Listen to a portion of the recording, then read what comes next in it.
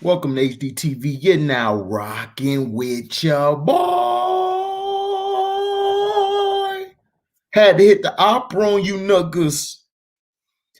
Man, tonight was crazy. I got off of work. As soon as I got off of work, my phone was blowing up saying that Drummond got hurt and that the Lakers got blown out. And what else?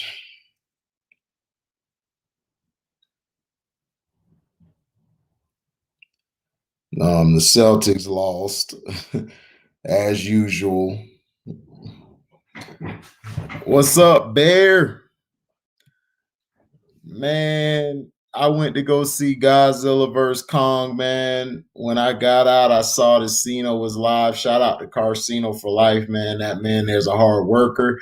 And shout out to Ticket TV for him exposing a lot of the BS that's going on. Now, Andre Drummond, they said, got hurt. I believe it was his toe or something. Oh man, Q Lee. What up, Quinn? Man, thank you for exposing these trolls because they been getting mad at me. They upset with me because of the Josh Allen and Lamar Jackson video. Everybody is on my tail now. Everybody is pissed off at what I was talking about. And I'm like, for what? I mean, it was a normal comparison. And I didn't even dish Josh Allen, but everybody trying to say I dissed him. And that it ain't about race, which is stupid because everything's always about race. You say they done, Bear? Bear already in the mode of look, man, they done. That boy Bear. Oh, that I just did. Thank you for flaming them.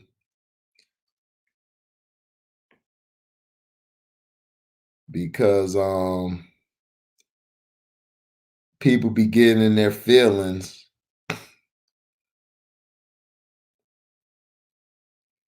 all the time.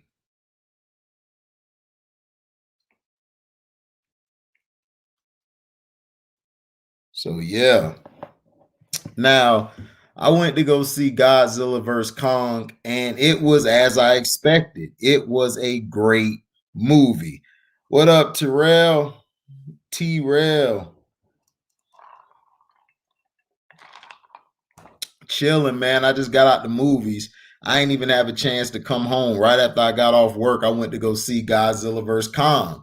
And what's crazy is I had the last ticket.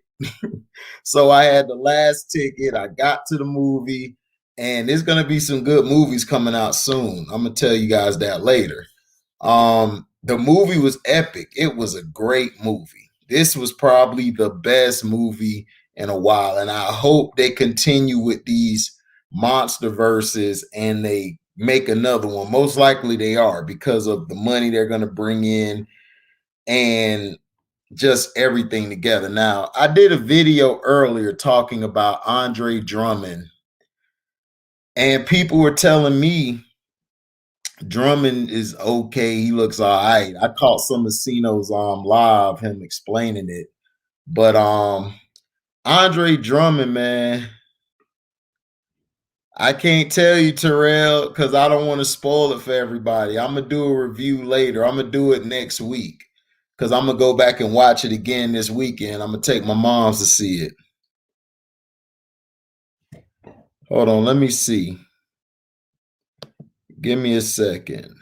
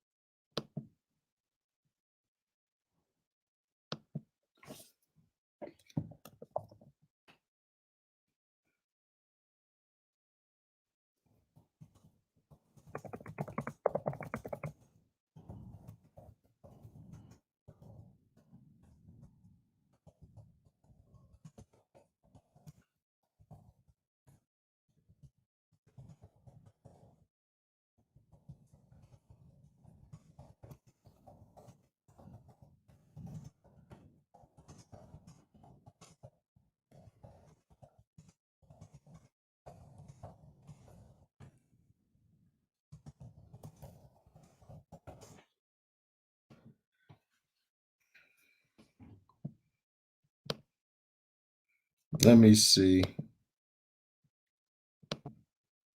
I don't see it. I don't see it, Q.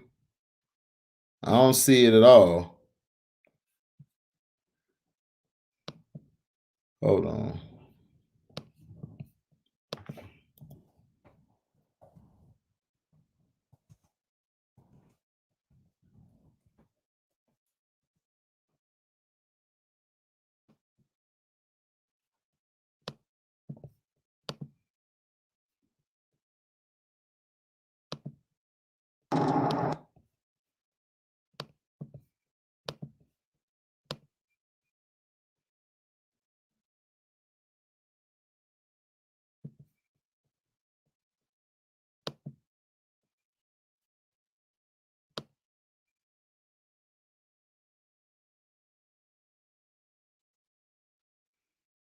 Nah, Q, I don't see it. Which video you talking about? What's up, F Zucks? What up, Giving Quality for Life? Now, basically,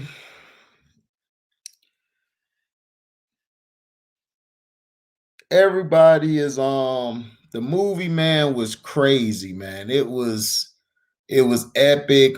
King Kong did his thing, man, and so did Godzilla. I advise you to go right now and watch it.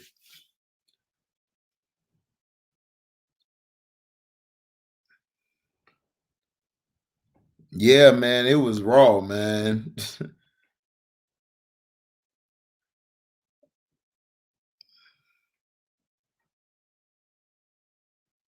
Yeah, you're right, Terrell. Oh, okay, Bear. I went to the movie theater, man. It was fun in the movie theater, man. Just hearing people, man. At the end of the movie, everybody stood up and clapped. Yeah, F Zucks. You need to look at it, man. It go hard. It's the best one yet. Bear, you need to watch it now. It is that raw. You are going to enjoy it. Godzilla was a gangster in this movie. Man, you think Godzilla at one point would be great in one film, but each film, the the Godzilla movies are great. What's up, Sean?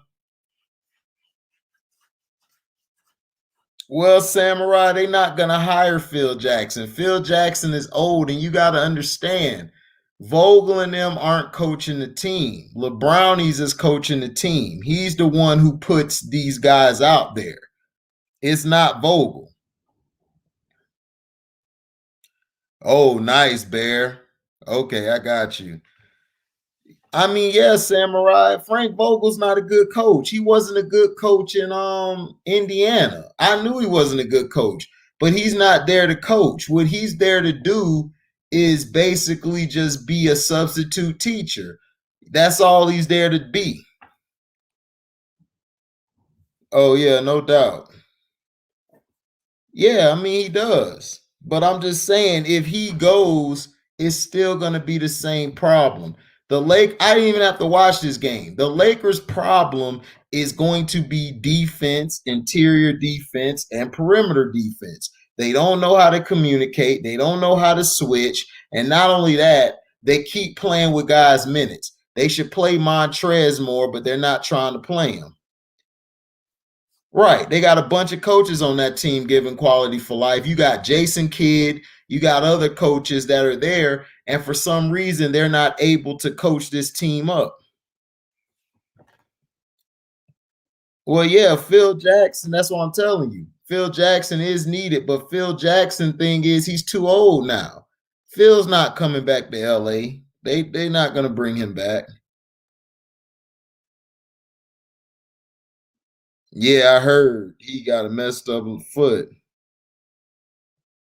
Exactly, Q Lee. I'm finna invite you guys in, man.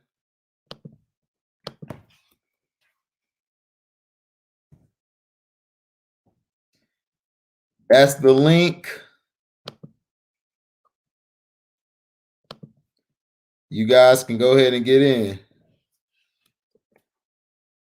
Man, this is nothing. These are seashells. My niece gave this to me. She gave one to her sister and then she gave one to me.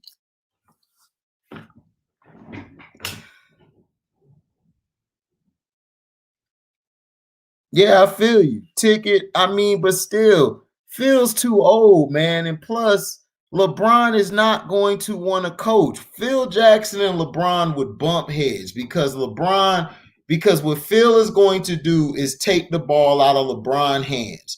LeBron cannot play off the ball. If you were to put him with the Phil in the triangle offense, he would suffer because the triangle offense is intelligence. You have to be able to have movement without the ball. That's why Kobe and Mike were so effective in the triangle offense, because they can operate without the ball in their hand. Man, I ain't gonna be able to tell that to Ticket, man. I ain't gonna be able to tell that to Ticket, man. Ticket gonna cuss me out. Ticket gonna be like, "Who the hell is you, HD? Who the hell is you?" He gonna block me if I tell him. What's up, Sean? What up? You telling me to tell Phil that? I'm like, Samurai, man, Ticket don't know me. Ticket will block me quick. Like, you don't know basketball and throw me out the chat room. I'm like, damn, but I still support your page, though.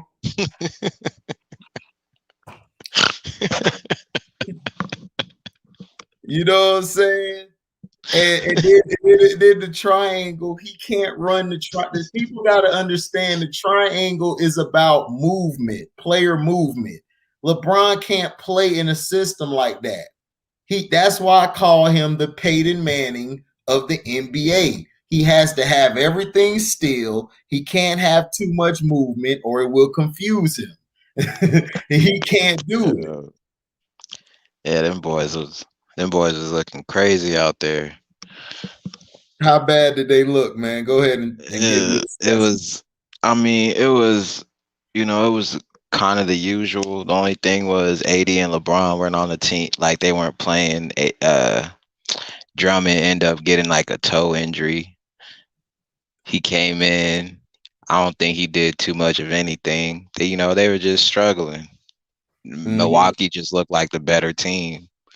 It was just a better team. It's like my thing is like with these teams is like you can't bring in new talent and expect like all these expectations and shit. Like you can't do that. Like you gotta let these players just hold on, Sean. Hold on real quick.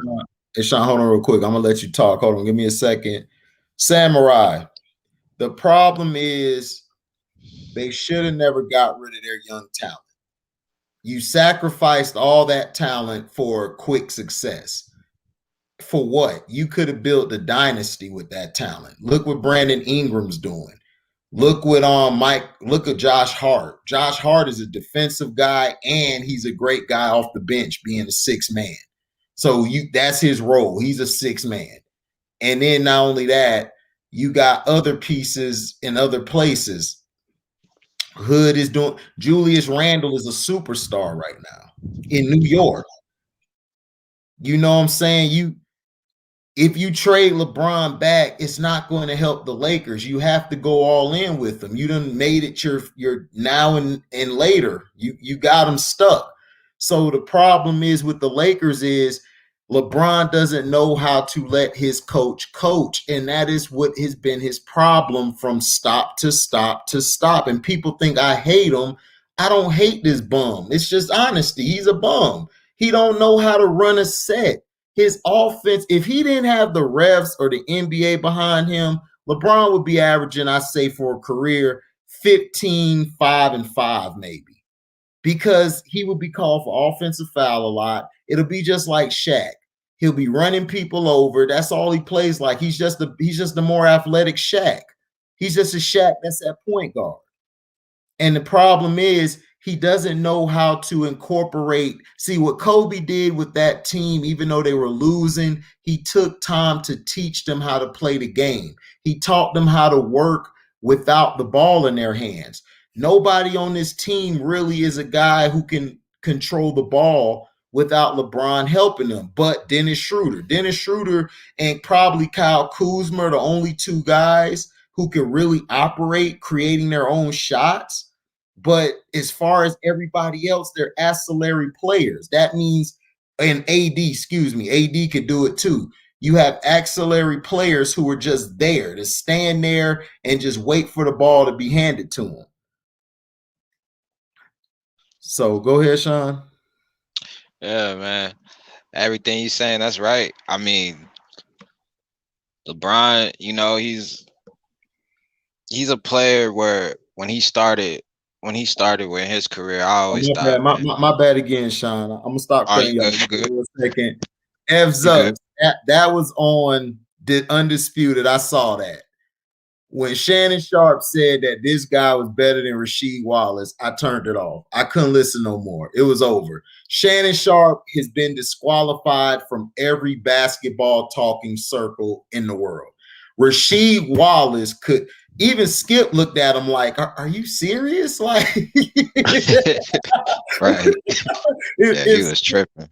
Yeah, and Skip look at you like, Skip really wanted to say the N word. I felt him. He wanted to say, yeah, there be times where I be saying Skip do want to be saying, right? He like, is you stupid? Like, because dude, Rasheed Wallace, people forget Rasheed Wallace he out of all the power forwards, he gave Tim Duncan, Chris Webber, Dirk Nowitzki, Kevin Garnett. They had problems. That's why the Celtics and KG and them wanted him on the team to try to beat the Lakers that second time, because Rasheed is a problem.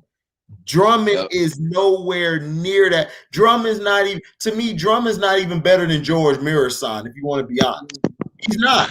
George Mirasan would give you rebounds, he would rim protect, and he could score. It's just that he was in a day and age where they didn't revolve everything around the center. He had too many guards always handling the ball, and he couldn't get it all the time. But go ahead, Sean. Yeah, that's right. Drummond he's one of those players where he does not fit in this era. Like, right. at all, man. That's why when I seen him tonight, I mean, I caught a glimpse of the game. Like, I don't really pay too much attention to the Lakers. You straight. I was watching GodZilla and Kong. I got off work. I was rushed to the movie theater. I was like, was it good? Was it good? I heard it was good. Sean, man, that thing, Sean, it's the best one yet, dog. Man, I need to catch it. GodZilla and Kong, I F with both of them. They killed that movie. They had the theaters open. Open. Yeah, we was in surround sound. People was in there clap. Man. We all clapped at the end. We all was like, it's the best movie I've seen in a long time. Man, I need to catch it. That seems like a good movie. I've seen the previews of it. Man, it looks ridiculous. Yeah, given quality, Apex went hard too. That was clean how they were putting their plan together.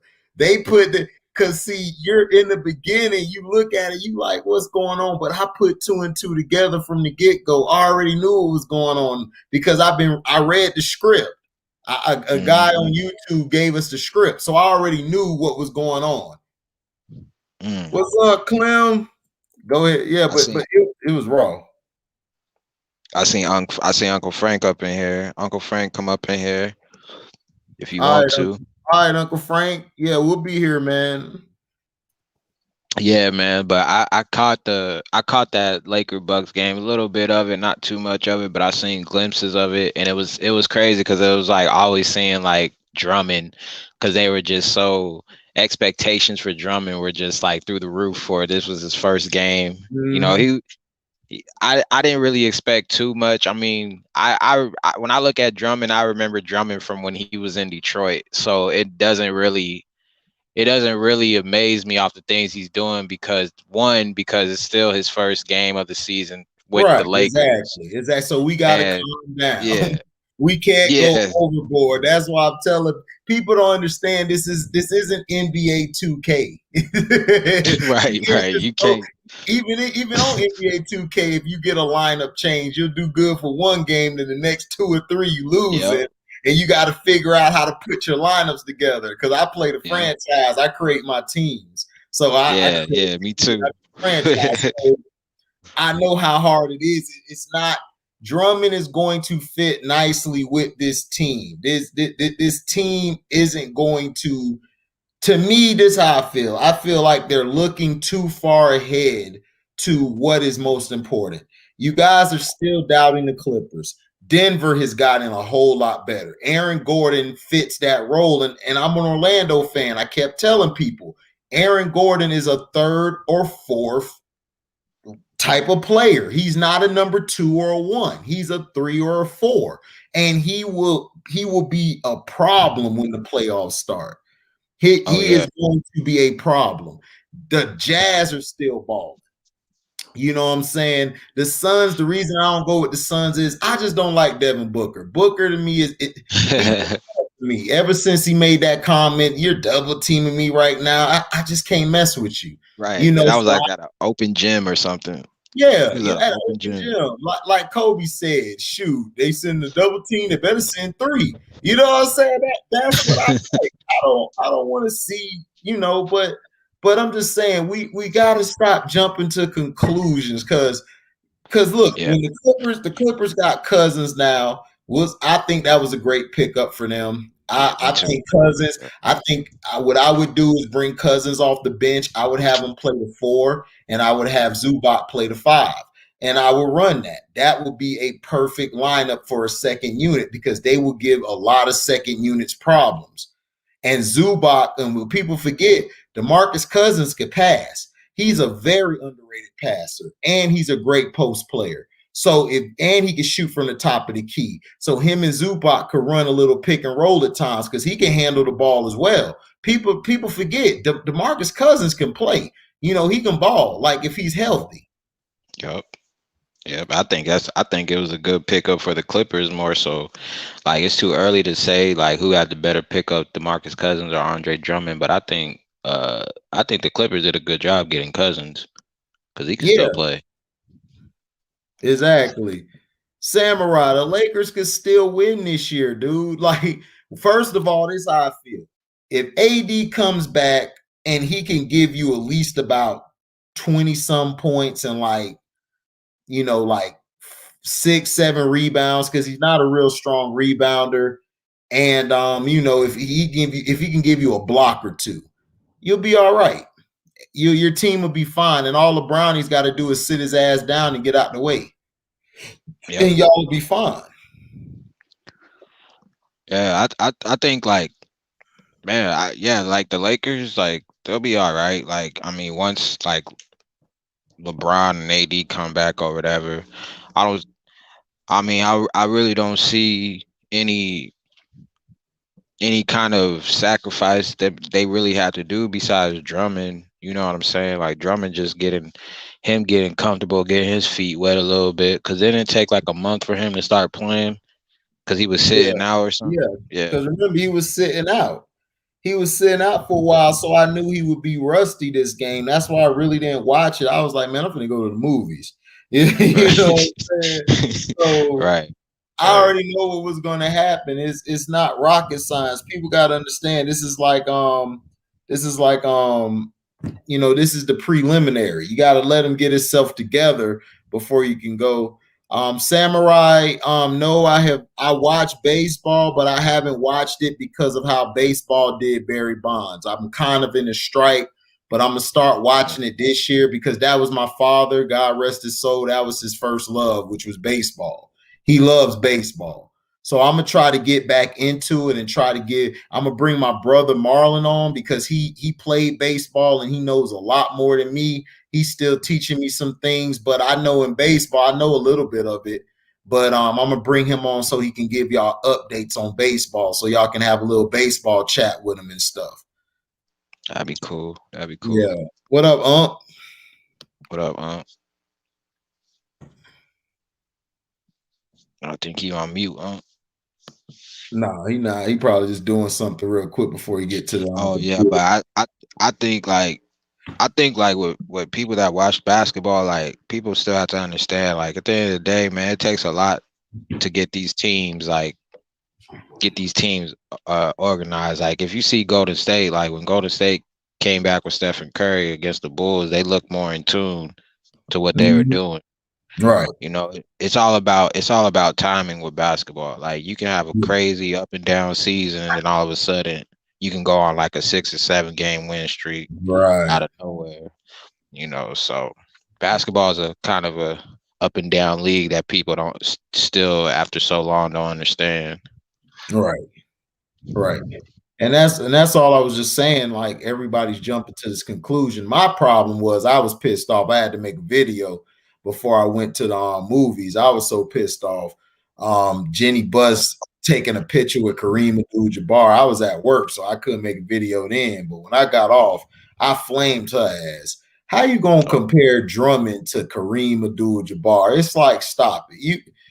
It's sickening now. Look, man, y'all. Look, this is crazy. what's the problem with the media. The media love to make things up or make things look like it's good and it's cool, but it's really not. Like how you know Kareem Abdul-Jabbar won a championship in his first 7 years or 6 years in Milwaukee. You know what I'm Yeah, saying? And he had the Lakers competitive. All they needed was one piece, and that was Magic.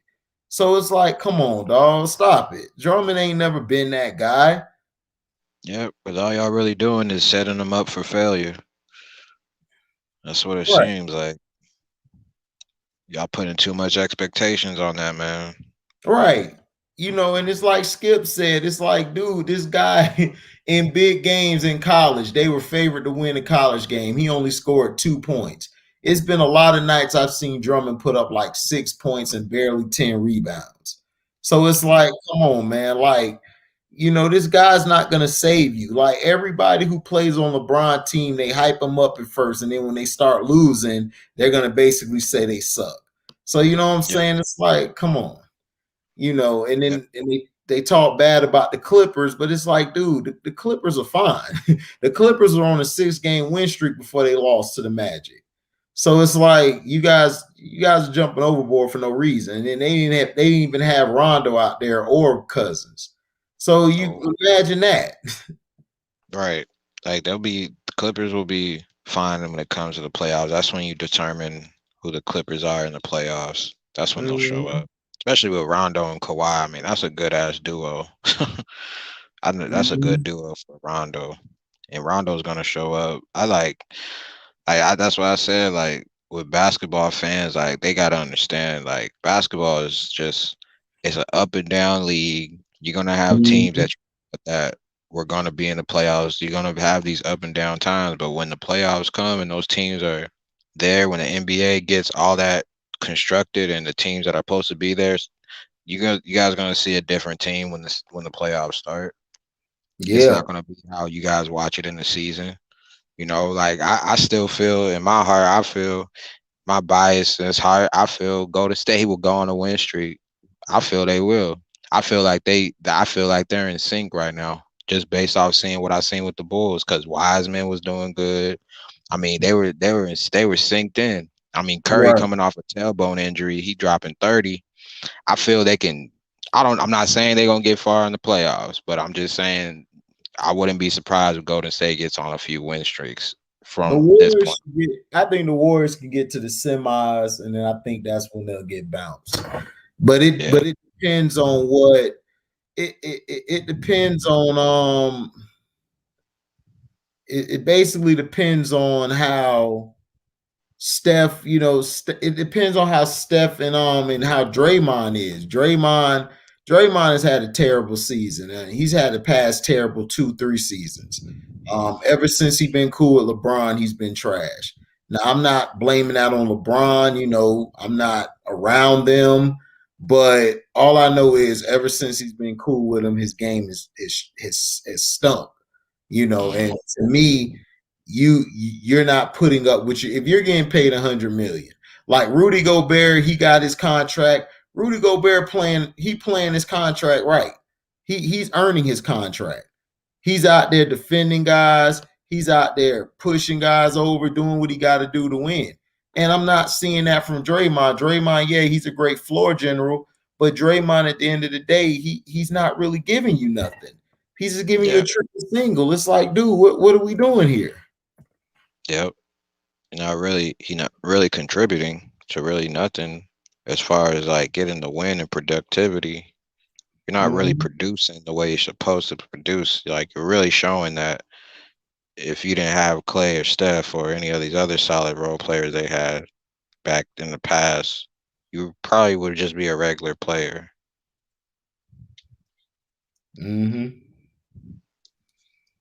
Exactly.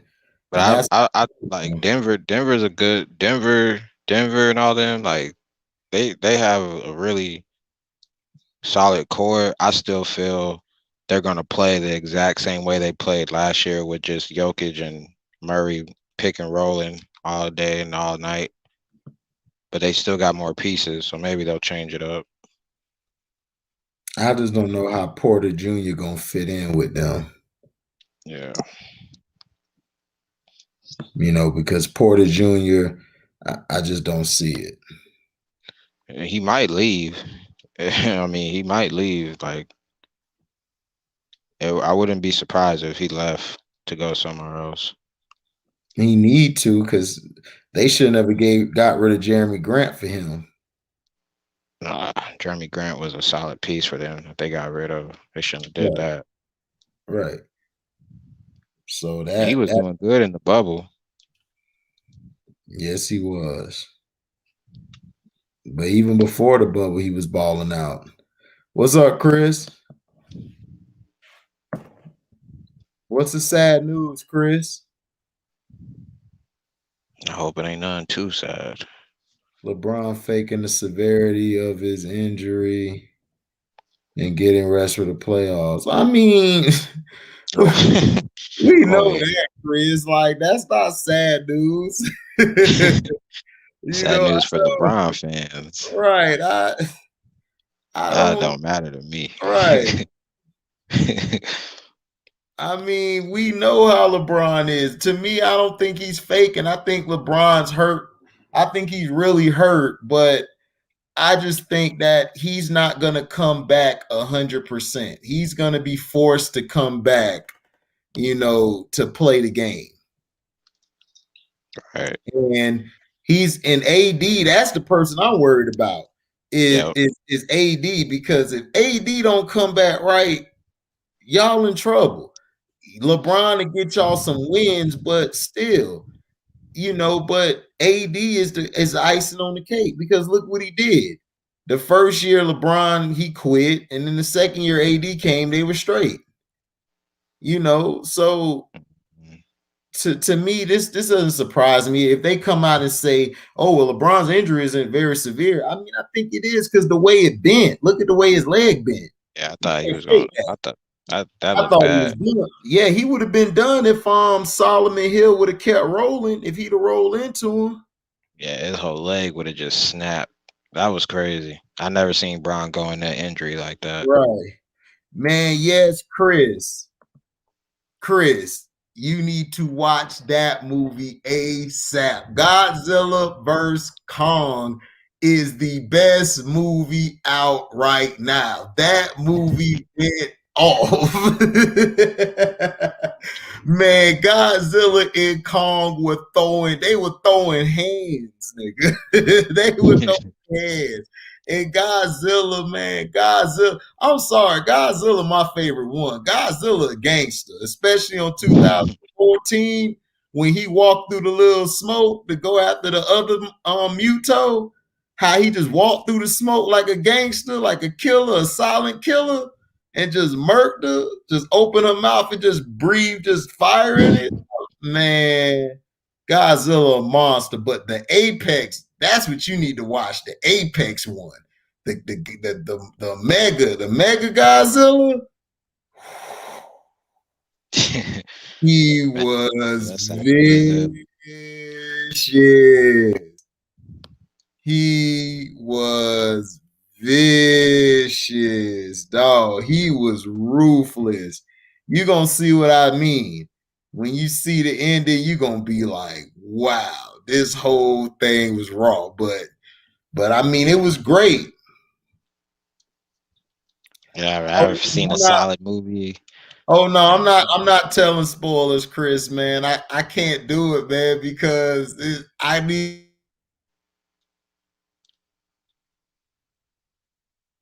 y'all because I'm finna go take my mom to see it this weekend. I just wanted to go see if it was good or not. I had to go see it. That big go hard though. Oh yeah, Godzilla is a It's been a legend. while since a solid movie came out like this. Oh man, it was perfect. And then the human actors in it, they were pretty good. They weren't that bad. Like the storyline and all of that, it was good. It was great how they connected both monsters together. Yeah, giving quality for life. Look at what he said. Great close-ups of Godzilla. Yes, it was. Godzilla was a beat. I was like, this is my nigga. Godzilla. What's up, Nicholas? I had to pop in for a minute, man. I just got to watching the movie too. Right. Yeah, that Yeah. big go hard. That bitch go hard. Real. You saw I'm not gonna spoil it for everybody because everybody ain't see it yet, but you saw at the end how they you saw at the end how my dog showed who was the real, who was the king. You saw who the king is.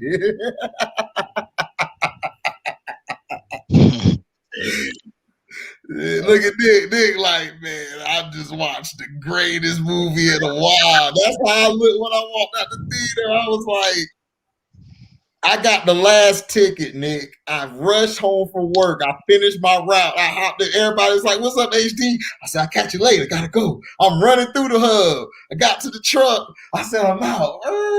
Brought me some liquor to get kind of lit before the movie. Ran through that thing. Boom, pulled up. They was like, you got the last ticket. Okay, I turned around and said, y'all gonna be mad at me. Y'all gonna be mad at me.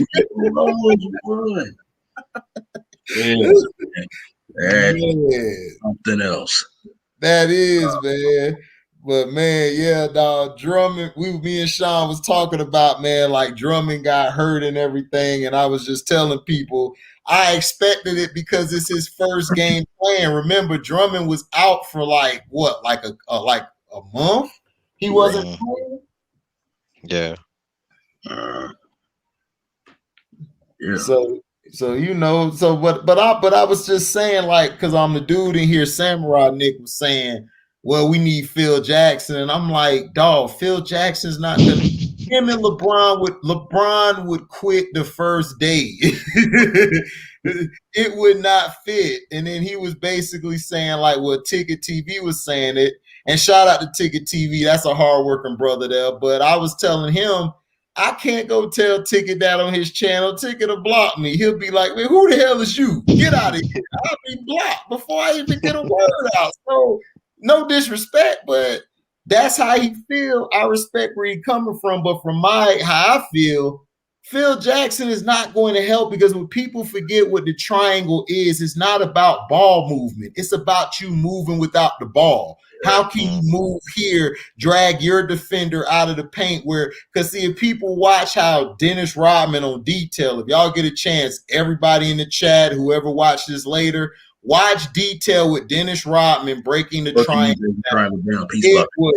It was perfect. It showed him on the other side of the court. He came, dragged his defender out. Michael worked his way around and worked himself at the elbow. So when he got the ball, guys still were moving. And it formed the triangle between Scotty, Dennis, and Mike. So the ball went between them and they operated.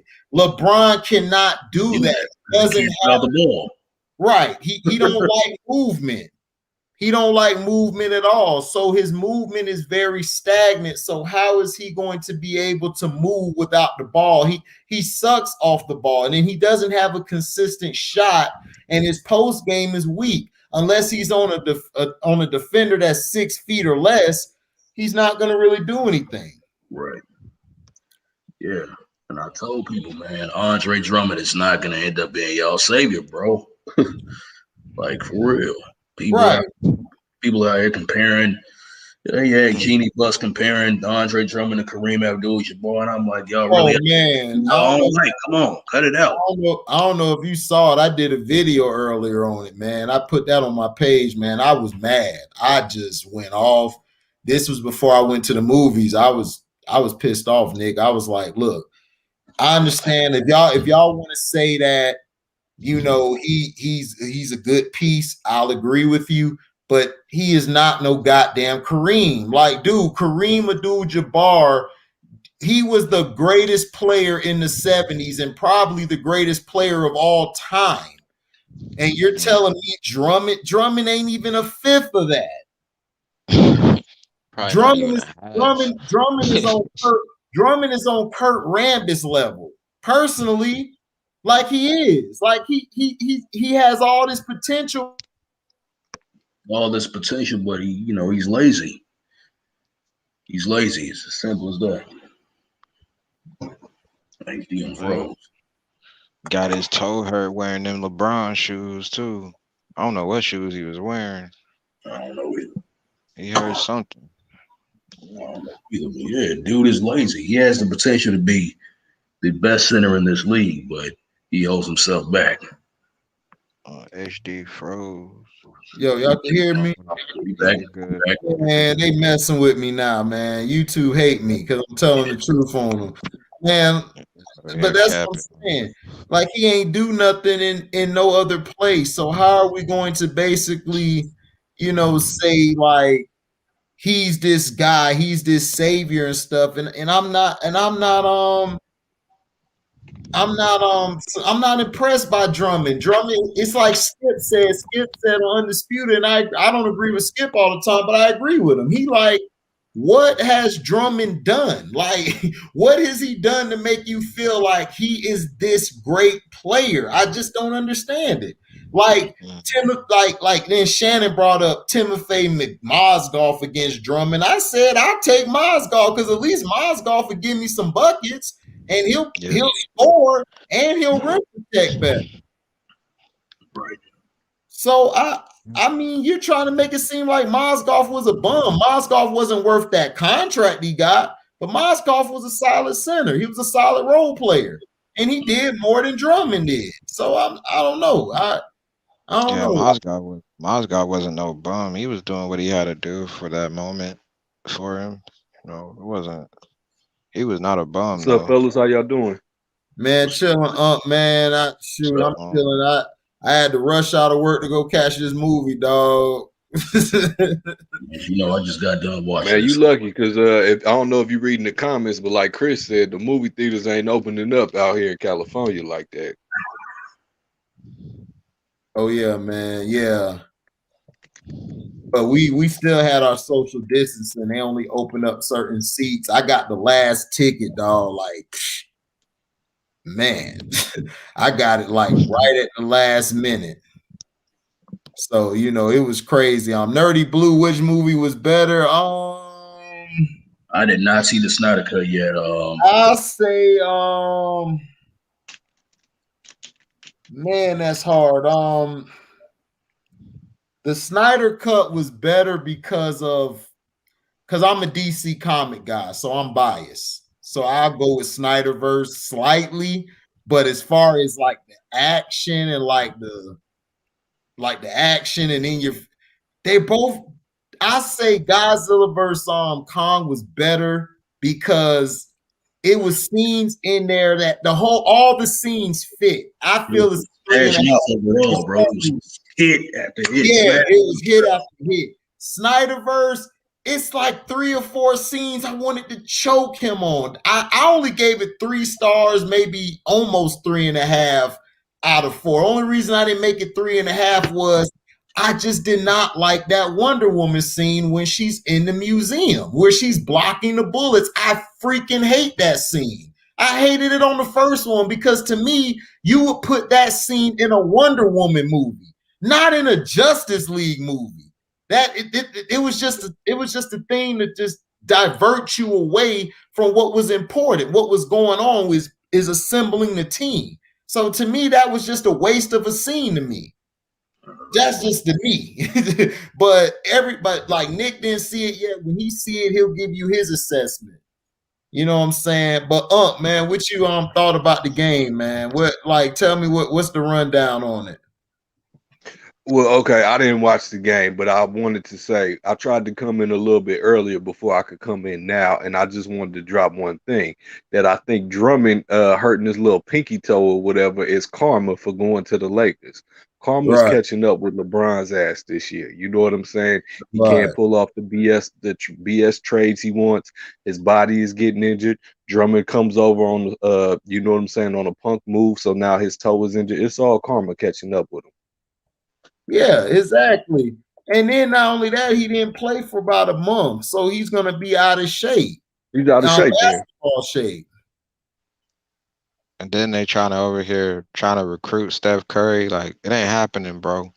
Move on. Well, that's fake news. That's fake news. Like we said on the Cino's channel the other day, yesterday, they always do this every year. One year, this year, Steph Curry. Last year it was Giannis. The year before that, it was Kawhi Leonard. He's always allegedly recruiting some top NBA All-Star that's supposed to come and help save him. It ain't happening. Yeah, it ain't happening. Crazy. Get out of here, man. Crazy. Why players such as Michael, such as Kobe, lost respect for him, because it's like he never played the cards he was dealt with, dog. Once it all started when he joined Miami, it's no play with me, joined D-Wade and Chris Bosh. From that point on, it was like. And what's up with everybody trying to compare this bum Andre Drummond to Kareem Abdul-Jabbar? That's like trying to compare a nickel to $100 bill. Right. Exactly. Better go and get your money. It was today. Jeannie Buss took a picture with Drummond, and then she put the picture of when her dad had Kareem when they first got Kareem in the trade, and they shaking hands. She tried to compare that moment with Drummond to her dad with Kareem. That's when I said, girl, have you been sucking too much of that stick that you don't know what's going on? You never compare, dude. Andre Drummond. Has she been hanging out with Rich Paul? Yeah, she has. She probably has. Oh, no wonder. You know, man, Drummond, he just as good as Kareem. You know, Drummond, he get the rebound like Kareem. Right. It's like exactly. Exactly. Ev Zuck said it best. Braun wanted KD to come to the Lakers. He tried to recruit KD twice. He tried to recruit KD back when he was still playing with Cleveland. Yep. Everybody talking about KD and this and that. And this is what I don't understand. Everybody's so hard on KD and dissing him for what he's doing. But to me, I don't see what he's doing wrong. James Harden dated. See, this is the difference between him and LeBrownies. LeBrownies, he concocted everything that happened in Miami. They planned that ahead of time. KD didn't plan to get no damn James Harden. James Harden just came free. So when he came, he just went with the flow. Right. And I told people in the video I made, I said, look, the reason they're going after James Harden is for two reasons. And I said this on the video. Kyrie, they don't know if he's going to take time off or not. And KD, I kept telling people, I don't believe is fully ready yet. Even though he looked good, I still felt like KD probably is going to get hurt at some point because they were working him too much. He was playing too much defense and trying to cover for everybody's losing their assignment and trying to rim protect. So that's all I'm saying. I agree with you 100% on HD, and that's what happens when you trade away Jared Allen. But, you know, they did what they had to do. Right, exactly. And that's what I was pissed off too at because Jared Allen would be perfect right now, but really the dude Claxton has been good. Like surprisingly, he can guard your perimeter and the rim. And the other guy, Brown has been exceptional. Like his defense is amazing. I know he was in Detroit because T always talked about him. He was like, man, he was a tough little dude. And to me, losing Jared Allen, like you said, that really hurt them. But you know, right now they're able to they're able to fill that void with the guys they have. And then they added some more pieces. They got another guy who's a tall guy they have playing in the post. So we'll see how it is, but people got to understand it's still chemistry. How is it going to fit when he get back? How KD going to fit in that rotation? If I was KD, what I would do, like when I come back, I would try to come off the bench first before inserting myself in the starting lineup so you don't mess up the chemistry that everybody got with one another. Work your way back into a rhythm. Right. That's what I would do, but I know he's probably not going to do that because that's Kevin Durant, but I'm just saying I would do that. If you want to win a championship, I would come in slowly because Harden's doing his thing with that unit, and then I would come off the bench and then I would have him close the game, sort of like what Ginobili did. Ginobili would come off the bench early, and then later on in the game, he's closing the fourth quarter with Tony Parker and them. I would do that. Yeah, I agree, and I can see why, especially because KD is older. It takes the body longer to heal, and you're trying to get him acclimated back so you can, win the chip this year. I agree with that, but when you have a superstar of KD's caliber, you know what I'm saying? It's up to him what he wants to do. And 9 times out of 10. Yeah. Oh yeah, Harden got hurt today. Man, that's a big blow. I'm all for what Kevin Durant is doing, like as far as like firing back to all the people that are like criticizing him because people telling him he's too soft and he's too sensitive. Like some of these guys, they don't take that lightly. Like they'll fire back at you. You can't be surprised. Michael Rappaport playing that. He did that for attention. Come on. I told you, I can't stand. I can't stand. Dude. Nick said it. I give Nick kudos for that. I meant to say that on the video. Like, man, look at Nick called it from the beginning. He's an attention whore, dog. And then KD didn't even diss the man's wife. This is what's crazy. I told my dude at work, I'm like, dog, all he said was your wife is disappointed in you, like you're suing for something stupid and then she don't respect you. That's all he said. He didn't say your wife was a itch or she was he could have went harder. Right. So he could have went way harder than he said. Dude, Michael Rappaport did that for attention. He wanted everybody to see what he did because listen, why would you release the DMs if you didn't want attention? Mm-hmm. It was in the DMs. Nobody would have knew about this. And you got afraid of your life. You got pumped by Kevin Durant. Nigga, you lost your card. Like, you got pumped by Kevin Durant. Like, it's like, dude, you were talking all this cash. You're mad at KD because they didn't come to your bum Knicks. That's why you mad. He didn't come to the Knicks. That's why you mad. Let's just be honest what it is. You wanted him to come to the Knicks. The reason he didn't go to the Knicks, if you read the reports, Michael Rappaport, they didn't want Kyrie. They would take KD, but they didn't want Kyrie. So that's why he didn't come to the Knicks. And plus what Brooklyn's doing, the Knicks weren't going to do that for them. That's just facts. Yeah. Straight up. Yeah, I can't stand that dude Rappaport, bro. I never liked him. I never liked him, like for real. There's so much I want to say right now, but HD, I got respect for your channel, and you don't own YouTube, and YouTube has an algorithm, so I think I'm just gonna keep my mouth shut on this one. As a matter of fact, yeah, that's a good idea because I am too. Yeah. So, shit, nigga, you already know we was going down the same road. You already know where we were. I already know where Uncle Frank going. Joshua Castaneda, please do not come in here and spoil no movie. That's why I put you in timeout. Do not do that, or I will block you from the page. I'm not giving no spoiler reviews. Nobody has seen it but me and Nick. That's it. Right. So don't do that. You know what I'm saying? We're not talking about that because you almost let the cat out the bag. I don't want nobody to know that. But yeah, Uncle Frank, I already know what you were talking about because I feel he's an old whiny, you know what, and he pulled the old, you know what trick out the bag with this BS he did. But KD got it right. He is a BITCH. You know what I'm saying? He is.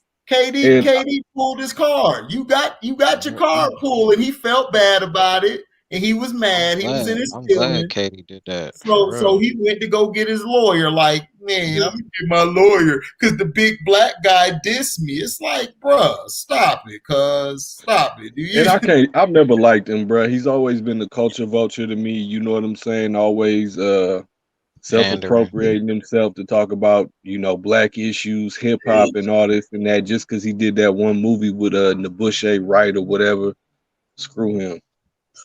Yeah, exactly. And that's, well, Samurai, you don't have to change your mind, dog. If you feel that way, I don't have a problem with you feeling some way. Like, people was going off on me about the Lamar and Josh Allen comparison thing, and they talking about you can block me, haha. I'm like, I'm not gonna block you, dog. Just don't spam my page, and you're fine. You can leave your comments are dumb, but you can leave it. I'm not gonna block you, but just don't spam my account, and you good, and I won't block you. So all I'm saying is there's no problem with Phil Jackson, and Phil Jackson is too old, and I'm trying to tell you, him and LeBron would bump heads. LeBron can't play. The triangle offense is about player movement. If you can't move without the ball in your hand, you are going to suck. That's why and you need specific players for the triangle. Right. That's why the New York Knicks sucked with him as the GM and trying to have Derek bang your wife Fisher, trying to basically run the team, and they didn't have the players for that. Carmelo would not fit in the triangle. And really, I don't think at that time Porzingis wouldn't have fit in that triangle. Right, Porzingis don't fit in it. So my thing is, why didn't you just leave Mike Woodson as the coach and go get a point guard? All Melo needed was a point guard. That's it. That's it. The last point guard he was with that was good, Chauncey Billups, he got to the Western Conference Finals. His other guy was Allen Iverson, which isn't a true point, but he got to the semifinals.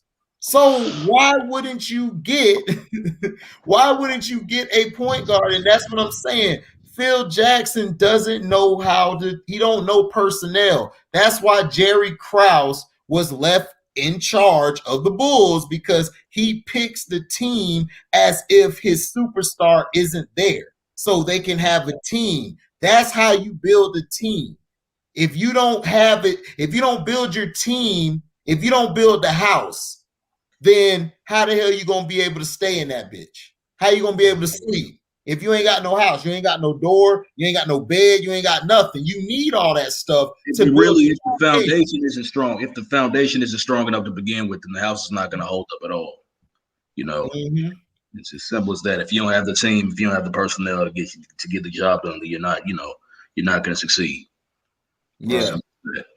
Yeah, but Samurai, I mean, I agree with Ticket too. Ticket is a very smart guy. He goes overboard, but that's Ticket. I love everything about Ticket. I support his channel. I watch all his videos because he's a black man putting other black men on, doing what he does. But I just disagree. Phil Jackson would not fit well with this team. It would be worse if you had him they would be in the 9th or 10th seed if he took over as a coach, because they're not going to buy in. You have to buy into the triangle. Like Michael and Kobe could play the triangle because they read plays, they can move without the ball, and they knew how to attack the defense from a scoring aspect. All they had to learn how to do was trust their teammates. That's it. They knew how to pass, they knew how to rebound, they knew how to pick, they knew how to play team defense, on-ball defense. So I can't agree with him on that. And of course, we all know that Mike and Kobe both knew how to pick off their opponents on offense with ease. Right. Yeah. And their teammates were high basketball IQ players too. Exactly. And that's all they had to do was trusting their teammates. And that's all really Mike had to do was trusting his teammates. And once he did that, that's how they won. That's how they won their first in the next 3. Right. Sean, say that again, what you just said. Their teammates were high IQ basketball players. High IQ, yes. And this team, they don't have a high IQ. Schroeder doesn't have a high IQ. Trez don't have a high IQ. None of these guys have real high IQs. They don't. Yeah. They're playing under a ball. There's no high IQ. To be honest, a lot of these NBA players don't have good IQ. All they know how to do is just run up and down the court. Really. Yep. Doesn't take that much IQ. Don't know how to run set plays. Don't know how to move off the ball. All they do is depend on their athleticism to get them by on the court. Right. Chris said it right, because Chris is a Laker fan too, just like Nick is. Phil was a good player manager, but not a good coach. He let his players figure it out when they were struggling instead of calling timeouts. Exactly. And that's why the Pistons beat their brains in that championship, because he wasn't calling timeouts at the right time and he wasn't rotating the right players in there. And then they let Robert Horry walk, which was stupid. They should have kept Robert Horry. So he walked to San Antonio, got 2 more. Right, exactly. Mark Jackson is Lakers coach. Mark would be good. I mean, he would be real good for the Lakers. He would instill in them confidence. Like, even when they're hurt or they're down, Mark Jackson isn't really an X and O's guy. He's a guy that makes you believe in yourself. So he would be good. I don't disagree with that. I would love Mark Jackson with them, because he would know how to keep Schroeder in line. And when Trez is going off like he is, he would shut that down. That would be shut down like immediately. All that barking would be done. Like, because he kept Draymond in check. He didn't play that with Draymond. Draymond never bucked and Mark like that. Crazy. Mark got the old man strength.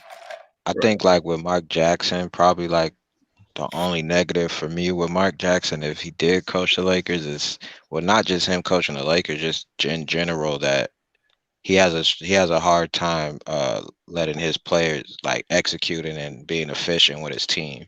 Right. That was his biggest thing. That was one of his biggest flaws when he was coaching the Warriors around that time. Like, when they were in the playoffs, like, he couldn't really get the offense moving accordingly the way they were supposed to, because when those teams are playing tight on those players, they end up getting the better of them and eliminating them. So hey, Chris, I told y'all about 48. I told y'all. My brother came on my Facebook page and said, "That's why I F with you, dog. You know talent. You know who can play." Hey, dude, I told you, Fournier a bum. Like, Cino kept on trying to talk about he hit the last second shot. I said, yeah, in the next 5 games, he going to suck. And what did he do? He sucked the next 5 games. Speaking of Fournier. He's a terrible player. Speaking of Fournier, man, Luka just destroyed the sucker, dog. Destroyed him. The Celtics should have went after Aaron Gordon or Vucevic. They went after the wrong person. I'm like, dude, y'all is so dumb, bro. What is wrong with y'all? Yeah, Aaron Gordon on Boston. I just can't believe Boston fell off as hard as they did. You know what I'm saying? They started the season at like what, a 2nd or 3rd seed. Now they like 8th seed. They don't. But guess what? But guess what, Uncle Frank? You know why? Kyrie was right. They were wrong. Yeah, and they tried to blame Kyrie, like, oh, when we lost Kyrie, we lost leadership. Yep. Yep. And guess what? They don't have an identity. Sean, that was perfect. They lost identity. But guess what? All of us, including myself, was like, man, Kyrie don't fit. Kyrie would have fit if they would have traded one of those bozos like they should have. And I kept saying it. If you trade Jaylen Brown or Tatum, you would have been fine. Kyrie would have took over. His leadership would not have. And Brad Stevens is the problem. I kept telling everybody. I kept telling Cino that. Cino trying to say he just. I'm like, Cino, Brad Stevens, you're the coach. When you walk into the office, you tell a mother sucker what your role is. You're the main guy. You're number 2. You over here. I need you to do this. That is a coach. That is what Chuck Daly did with the Pistons. That is what Larry Brown used to do. Even though Larry Brown most of the time goes overboard, but he put his guys in position. Jeff Gundy let you know who was what. Those are coaches. This guy here cannot coach. He's an X's and O's. He's a nerd. He was the guy in the front row of the classroom all day. That's him. He don't know how to deal with players. He don't know how to deal with their personality. Jason Tatum and them lost trust in him, and I knew they would because I told people Jason Tatum don't got it. He got the skills, but he don't got it. Jaylen Brown has it, but he don't want to step up and do it for some reason. He'll play good this game, and the next game he like 48. He got a bad game. Mm-hmm. Yeah. Too much inconsistency. Right. Yeah, I agree. Jason Tatum definitely has the skills. He has the height, and you know what I'm saying? He has all the contributing factors, but the one factor, the it factor. He doesn't have that dog in it. You know what I'm saying? Mm-hmm. It's like I see if it's a last second shot, I see he has the want, he has the desire, he has the skill. He will try to do it skillfully, but he just doesn't have that it factor at the end of the day. Like, you know what I'm saying? I'm just gonna walk off with the whole pot. F everybody. Right.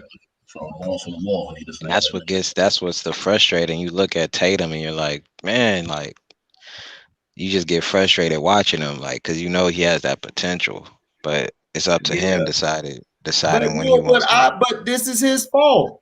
Kyrie, they were so busy trying to hate on Kyrie and say to Kyrie, oh, you ain't this, and we did this without you. You Negroes didn't win a championship. So y'all were close to get in there, but y'all didn't get there. Close but no cigar. Y'all couldn't use Kyrie to get there. That's what they're missing is Kyrie. If you watch the Nets and then watch them, they're missing Kyrie. It's plain and simple. They're missing the closer and they're missing the leader. You know what I mean? The closer and leadership. That's really what Kyrie is, and run to the Boston Celtics. Right. Not that they don't have it. Right. He is flat earth. But hey, I believe the earth is flat if he in the game. I come to Kyrie and say, look, man, I believe the earth is all cloud and smoke if you make this shot for me. All right, coach, got you. Wet. We going to the chip. I got the gar in my mouth like, yes, sir. That's all I need from you. That's it. Man, hey, it just ain't the earth that's flat. It's the NBA that's flat because flat just don't mean a smooth surface. You know what I'm saying? When you puncture a hole in your tire, what kind of tire do you have? A flat. Exactly. You at a standstill, and the league is at a standstill because we got a flat tire in Los Angeles by the name of LeBron James. Can't go nowhere. Ain't no room for growth. That's all I'm saying. That's all I'm saying. It's like, man, the Celtics, man. Look at what Gordon Hayward and Rozier are doing. So basically, your problem wasn't Kyrie. Your problem was those guys. Yo. All those young guys that thought that they were better than what they were, all because they had this. Yeah, like they were really confused. Like, they overachieved without when Kyrie was out by going to the Eastern Conference Finals. And it got to their head. They thought they were better than what they were. They thought, oh man, we could just do this easily every year. We did it without Kyrie. We'll definitely go to the championship next year. Not knowing and realizing how hard it really is. You know what I'm saying? Right. Took Kyrie Irving for granted. Crazy. Oh, of course they did, and that's what I'm saying. And people and that's what people fail to realize is, man, Kyrie is like the closest to Kobe like I've seen of anybody. He carries that same attitude, that same confidence, that same bravado, that same skill set. Like the guy's just an amazing ball player. Like, you know, I don't care how crazy a bat it he is. Can this mother sucker play? Because people forget Lawrence Taylor was snorting lines and smashing broads and smoking green, and he was knocking guys out. He came to play on Sunday. That's all I need. See, that's the old school way of sports. Like we had dudes on the team who just got done. Shit, I'm good. Just get that block from me, HD. I got the touchdown. They get to the touchdown. They high as a kite. I mean, man, how many times you seen Dennis Rodman come to the game with just a white T-shirt and some messed up old sweatpants, bro? Just some sunglasses, eyes bloodshot, like 20 rebounds. Exactly. Right, dog. I mean, bro. Well, we had reports that Dennis Rodman was spotted at a downtown Chicago nightclub at 2:30 in the morning. He had on pink, yellow, and red hair, and he had a midget and Carmen Electra with him. Then he'd come out get 25, 30 rebounds, bro. Shit, I don't give a fuck what you do. Nigga, just come out. You go drink all you want, do what you want, bro. Just come out, play hard. Exactly. After partying and had been on the episode of WCW Monday Nitro was RodZilla with Hollywood Walk Open and the NWO and stuff, and then next practice, you know what I mean? The hardest one working, dog. Man, they just hate it. That's what I'm saying. This NBA, these guys here, to me, these guys here are powder puff, man. They powder puff. All these guys today are soft, man. They couldn't last with us back and they couldn't do it. They couldn't step in the ring with us. We would be talking about their mama. Oh, you sensitive? Oh, you soft. You a itch. You know, we'd have called them that on the court. That's a regular play. Like nobody, all these people today are soft to me, man. And then what I don't get is this. You're basically trying to tell me that Kemba Walker was a better fit in it. Well, Kemba ain't shown it, man. Kemba ain't been doing jack. He's been terrible compared to what, I don't care he was hurt or whatever. Kyrie got hurt. He came back from an injury and he was killing. He was out there killing. So I don't know what's going on with Kemba.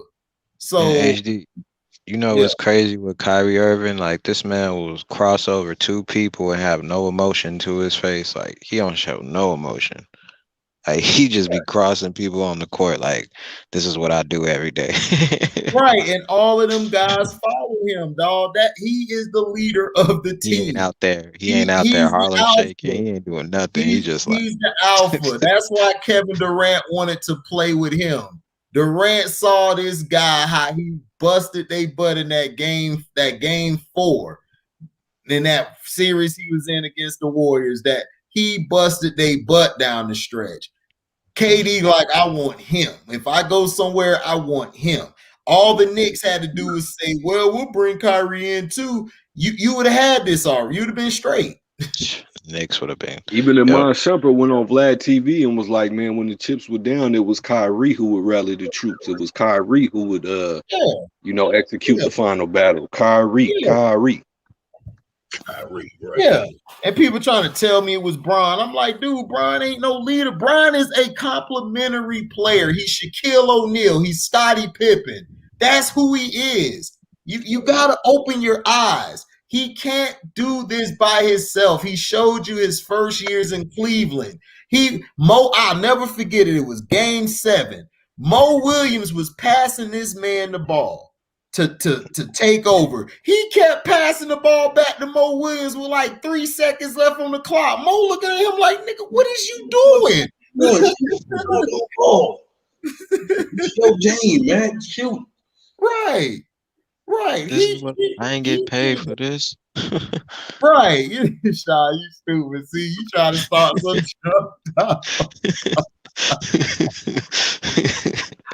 I ain't get paid for me to shoot this last 3-second shot.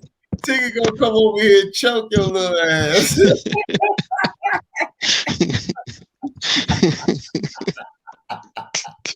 You love pissing Tigger off. That's why Tigger like your ass, because you piss him off.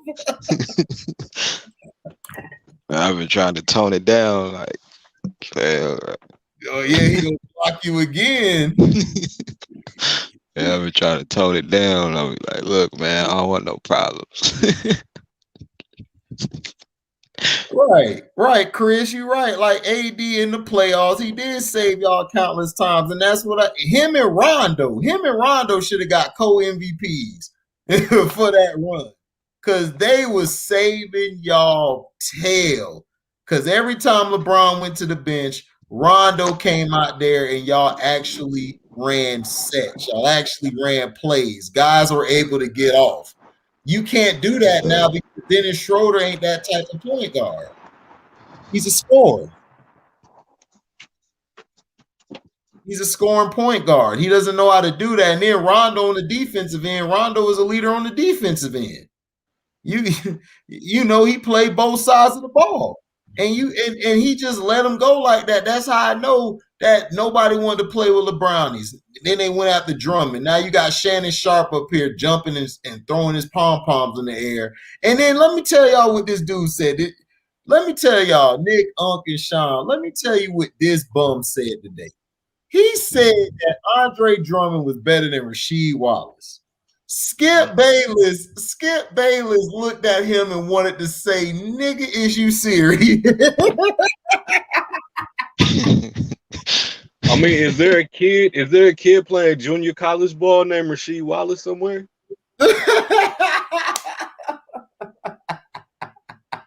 Is there a high school kid named Rasheed Wallace? Maybe he's better than him, but I know he ain't talking about Rasheed Wallace that played for the Pistons that played for North Carolina from Philly. Yes, dog. He's talking about that Rasheed Wallace. He said Andre Drummond is better than Rasheed Wallace. Skip gave him the look. I'd have gave Skip a pass today if he said the N-word, because I was going to say it for him.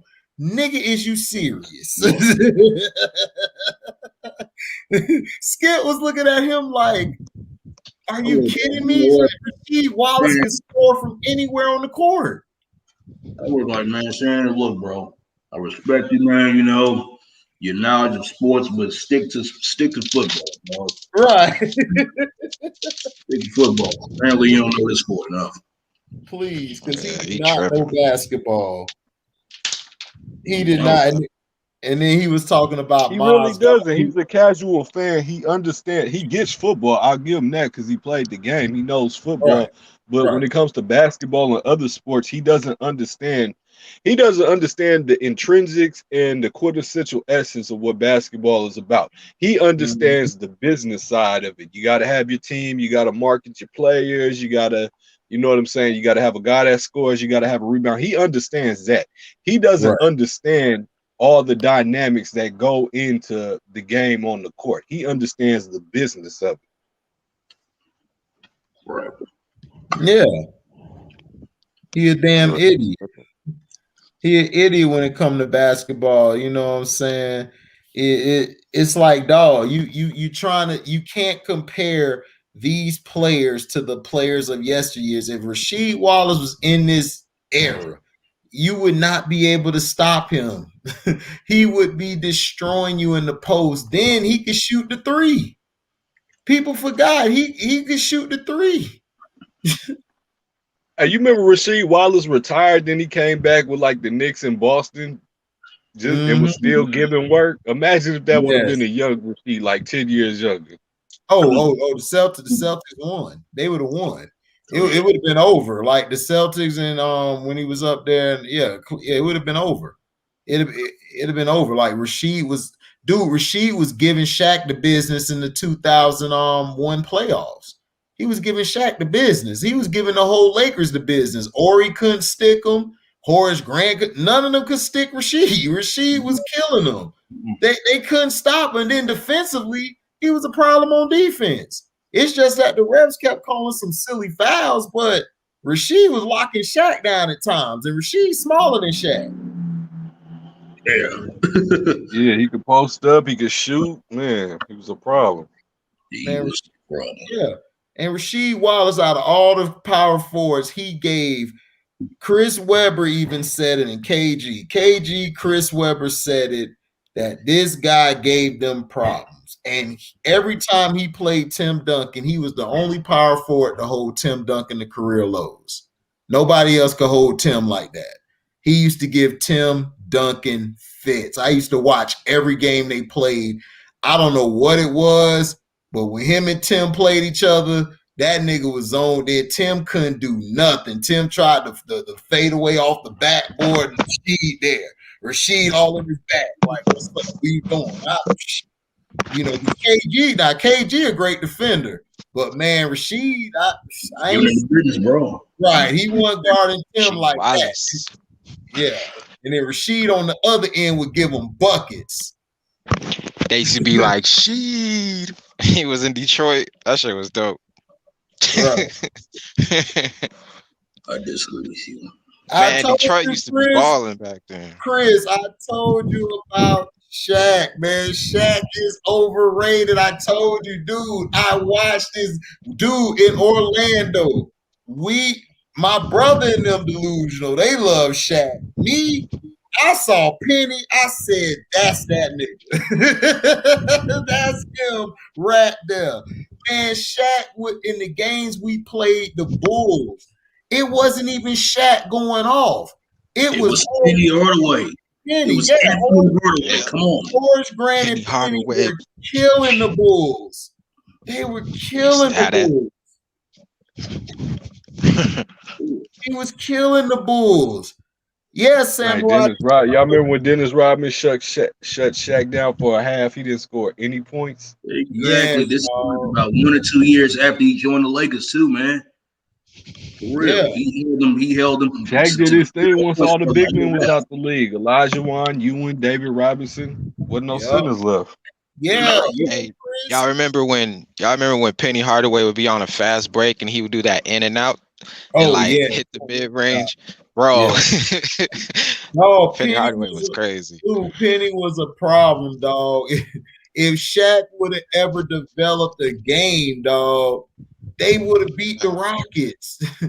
But Hakeem Olajuwon, dog, I've never seen somebody get this so bad until I seen Hakeem. Like, Hakeem gave this guy, gave Ewing, Robinson. Hakeem gave all these guys the business. Especially David Robinson. Bro, Hakeem annihilated David Robinson. When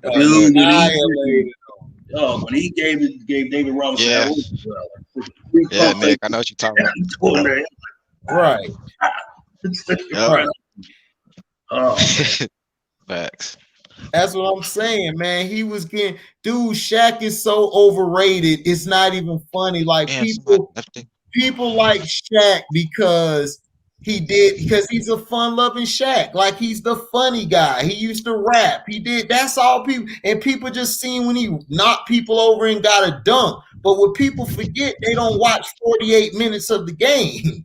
He wasn't that effective. Like all his points, he would get his buckets, but they weren't effective. They still were in dog fights. And you doing all of this stuff. And then Shaq used to attempt more shots than anybody. He ball hog. He was a black hole for real. And they still lost. And also, let's not forget that he was not that much of a defensive anchor on on defense as well. For his size, he wasn't that good defensively. He wasn't a great rebounder to be that big. You know what I'm saying? Oh. And offensively, he really didn't have that many moves, bro. All he had was the dip his shoulder, which they couldn't do back in the day with Wilton Bill, and he just had that little jump hook. That was it. That little turnaround jump hook, which he tried that against. Oh, that was so. He would have sent that to the fifth row. Will would have been catching that every time. Oh man, Will man, Shaq wouldn't have survived against Will. Not at all. Not at all. Done. And Bill would have ran him out the gym. He wouldn't have been able to keep up with Bill. He would have been too. Bill would have ran him out the gym. Oh no, Bill Russell would have ran him to death. Kareem would have ran him out the gym. Bill would have outran him and out-rebounded him. There you go. Man, that's why I keep telling these young bucks. These young bucks don't know nothing about. I'm like, dude, Bill Russell used to run the floor and used to be giving off dimes to people, assisting. Like, dude, and defensively, this dude, instead of blocking it out of bounds, defense. Right.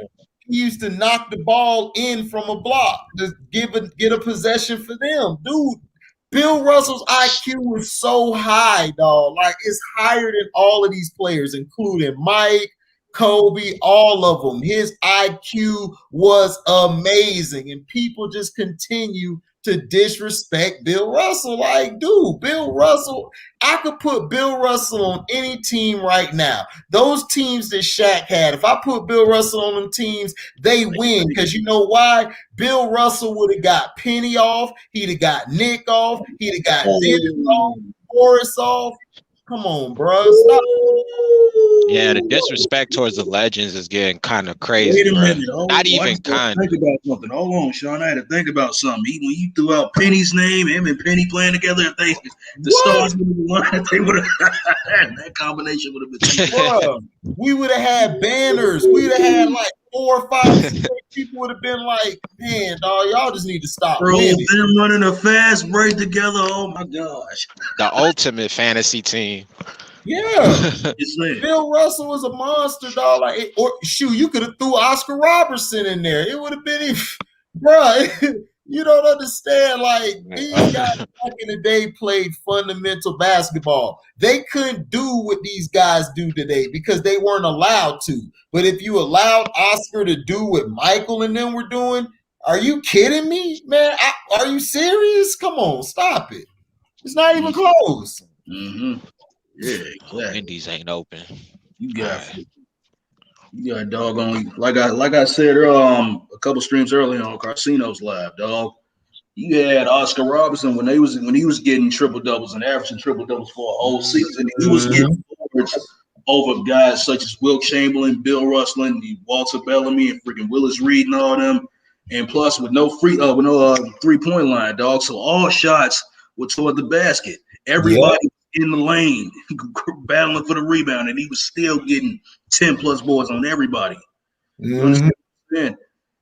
Yeah, and that's the truth, Nick. Like, there was no 3-point shot. Jerry West was shooting shots like he was at the 3-point line. Elgin Baylor was taking dudes in the post. He was scoring on them. It's like, come on, dog, stop it. Exactly, and was finishing like he was doing, finishing like Mike and Julius Erving before they even started thinking about playing basketball, dog. Right. Man, Bob Pettit was just as big as LeBron, and he had a post game and was a way better mid-range shooter, way more accurate. Bob Pettit was the truth. Oh yeah.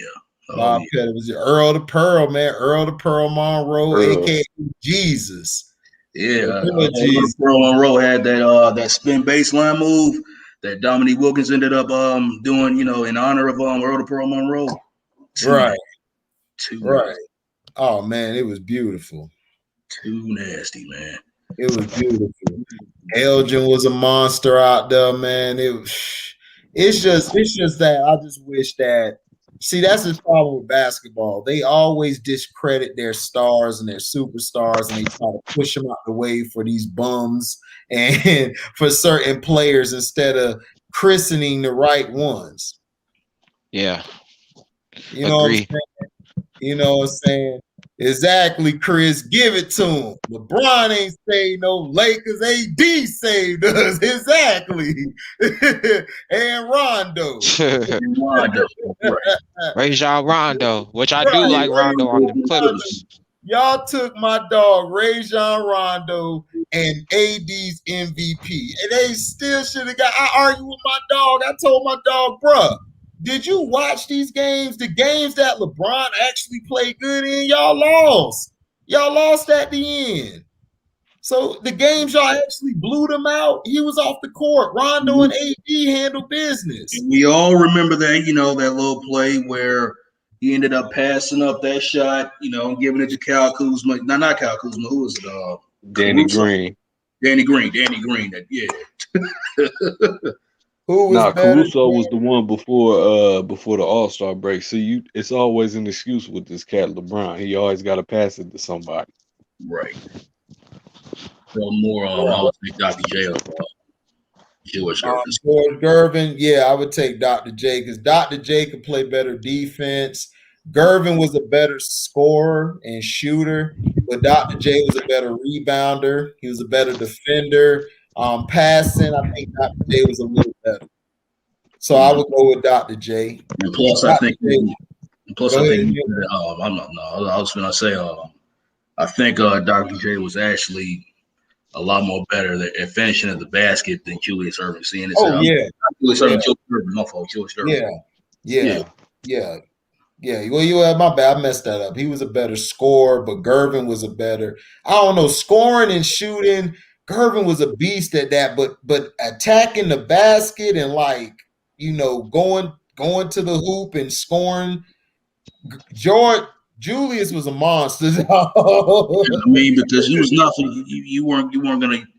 You got him palming the ball and finger rolling it, dog. Thank you. Dr. J was a beast. I mean, dude, he could dunk on anybody with ease with them big old hands, dog. Right. He was not gonna block shots. Right. When I tell you people be disrespecting that man, it's crazy. You'd be surprised, bro.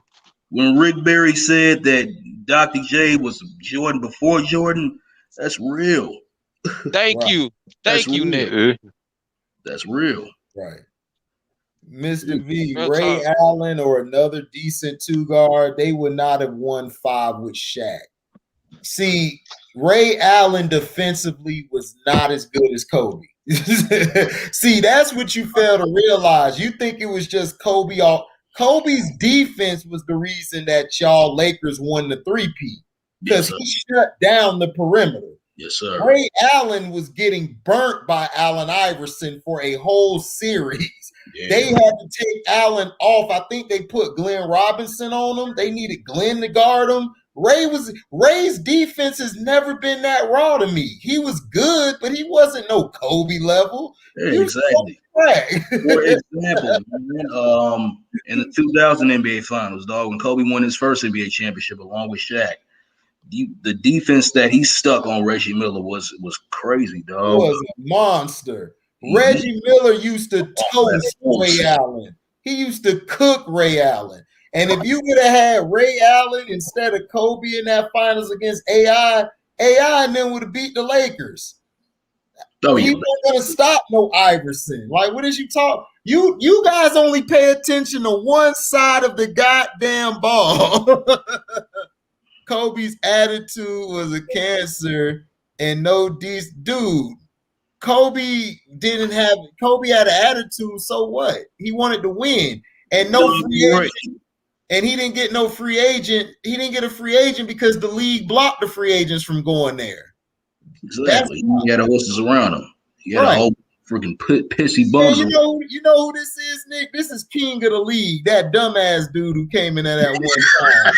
That's who this is. Because I figured it out. Because every time he come into the chat, Mr. V disappears. And then he says the same exact thing Mr. V said. He's just a troll. And then he come on one video, right, talking about, well, you need to turn your journalism degree in. I'm like, why? Because all the name calling. I'm like, you a bum. Like, what's name calling? If you're a bum, you're a bum. HD, you got a fan. Like, dude, you wouldn't have survived in my era. You can't survive a debate with me. If we did like Skip and Shannon on a show every day, I would kill you. You would get destroyed. Because for one, you lack substance. Number two, you a Kobe hater. Number three, you a LeBron stick rider and a stick sucker and a stick gargler. It's like what you don't know nothing. You don't know basketball. You don't. And then if I played you on the court, I would destroy you. I'll take you to the post and I would body you up like Charles Barkley. Then I would give you the ball. I'll say, here the ball. And I'll D your ass. You got any matches? Huh? Oh, you talking to somebody. So it's like, what is you talking about, dude? You lame. You come to my platform to diss, but you can't open up your platform. Because if you did, I come to your platform. Oh, man. And I murder you to hurry up and open up a page. So I could come to your page and I could just destroy you. Y'all could come out here sabotaging. Yep. It's bad out here, man.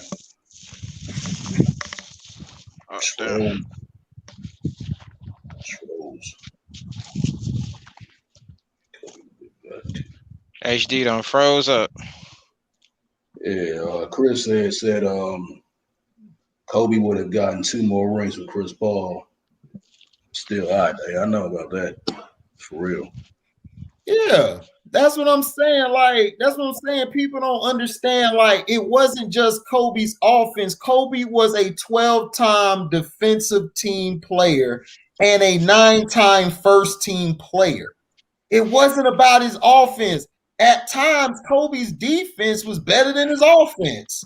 Like, if you want to be honest, like, I watch these games. Like, I'm telling you, like, I used to be one of them people who liked Shaq until I grew up and drunk the coffee and drunk real stuff, because I used to watch when he played against the real center like Yao Ming and Akeem Olajuwon, and that's when it showed me this guy really ain't that good.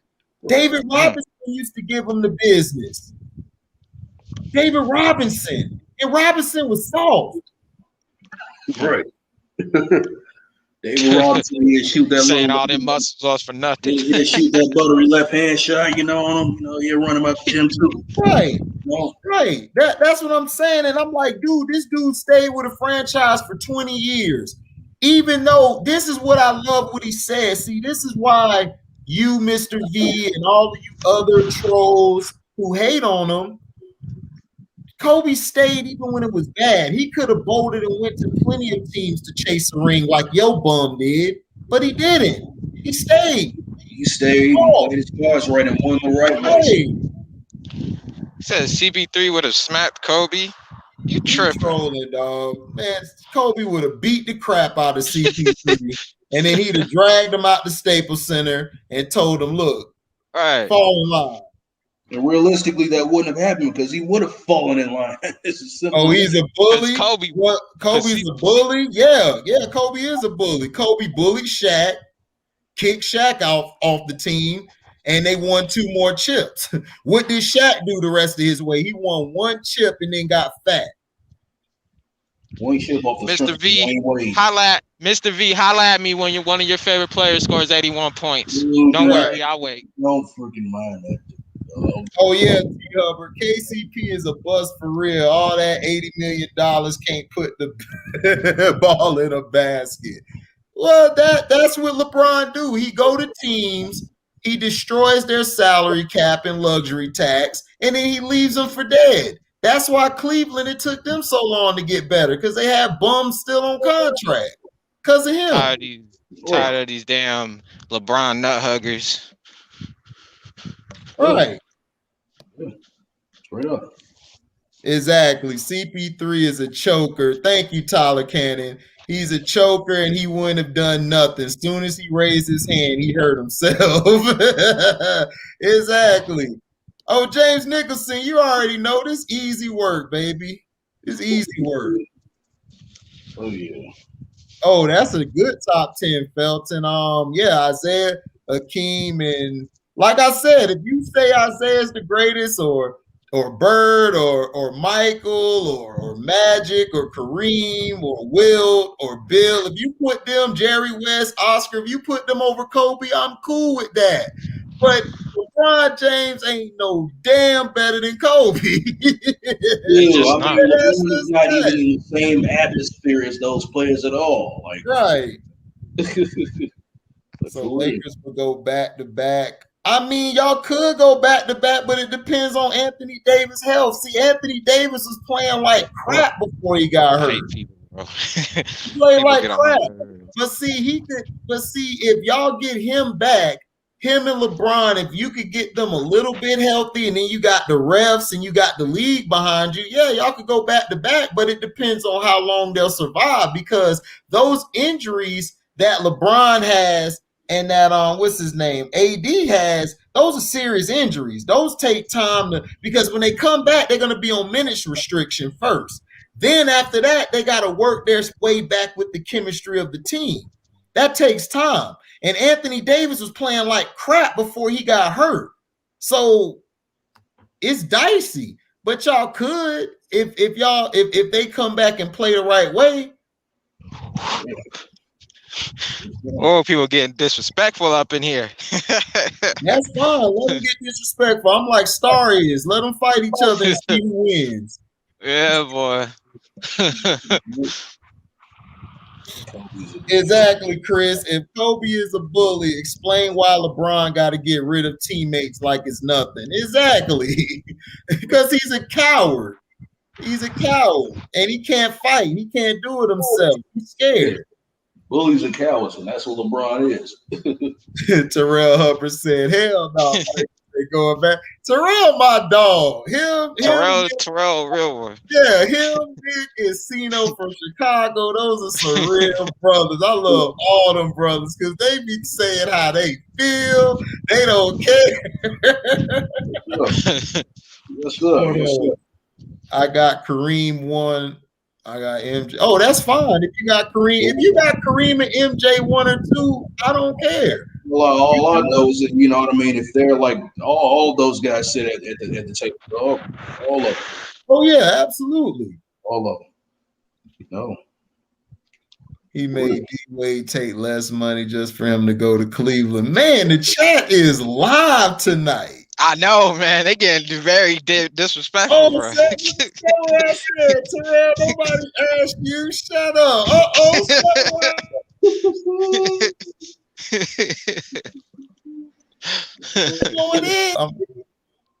Hilarious, bro. I'm confident my Lakers will make it to the West. I mean, like I said, y'all could. The Nets really don't scare me. I think everybody need to worry about the Bucks and the Sixers. First and foremost, dude, before we even get to the Nets, y'all got to worry about the Clippers and the Utah. Right. The Nuggets, y'all West is tough. Come on.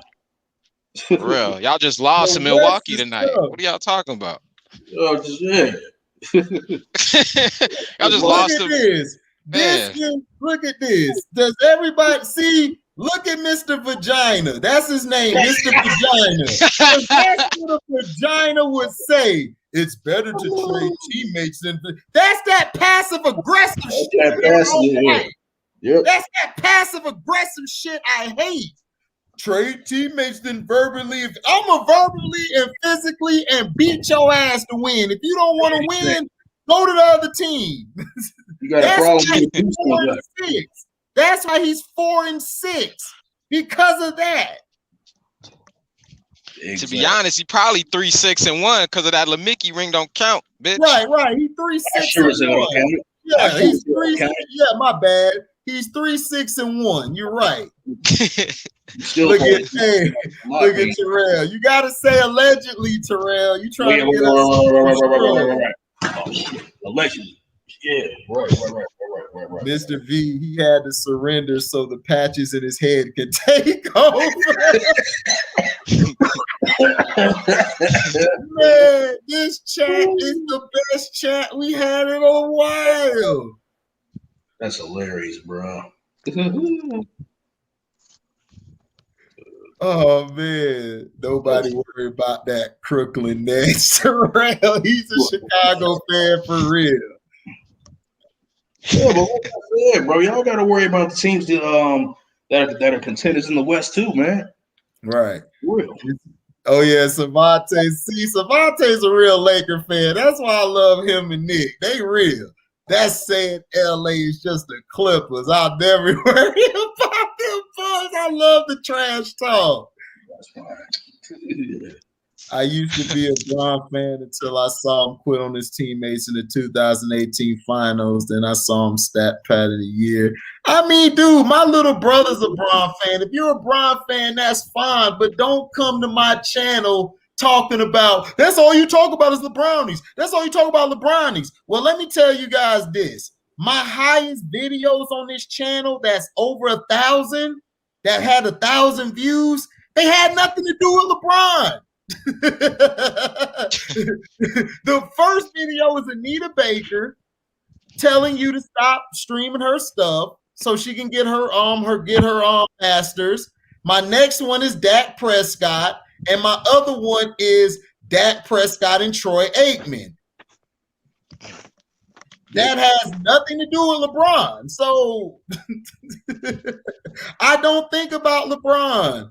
I just tell the truth about him. When the news, I'm mad. I can't really listen to Anita Baker right now. You know, I'm down with it. I'm down with Anita Baker right now. Yeah, I'm mad too, but man, I got to. I can't stream it because she told me to. Man, they screwing her up bad. They doing her dirty. I can't get caught up in the rapture again. You know, I gotta wait. Right, you feel me? No. You know what I'm saying? That's all I'm saying. It's like nothing but sweet love for Auntie Anita.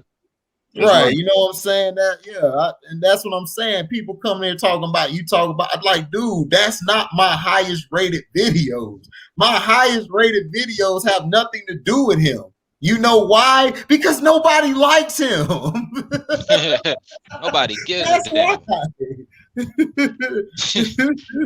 It's like, we only give a damn when y'all bring him up. Right. Right. Oh yeah, I appreciate that, Felton. Yeah, I am a huge fan because my mom and dad, God rest my dad's soul, they're from the 40s. So I got to hear all of that stuff. They got the old record players and the records. So we used to listen to that when I was a kid. So that's how I know so much. Like, I didn't really get on the hip hop until like I heard like Biggie, Nas, and them, and then I found out about West Coast music through Tupac and Dre and them, and I started listening. But I was on, like Nicholas is, I was on old school music. Anita Baker, the Supremes, you know, Curtis Mayfield was my guy. That's my favorite. Curtis Mayfield, that's my guy. Hell yeah. Marvin Gaye, you know, all of them. And then I transferred on to other music because like I said, my dad's a pastor. I grew up in the church. Same here.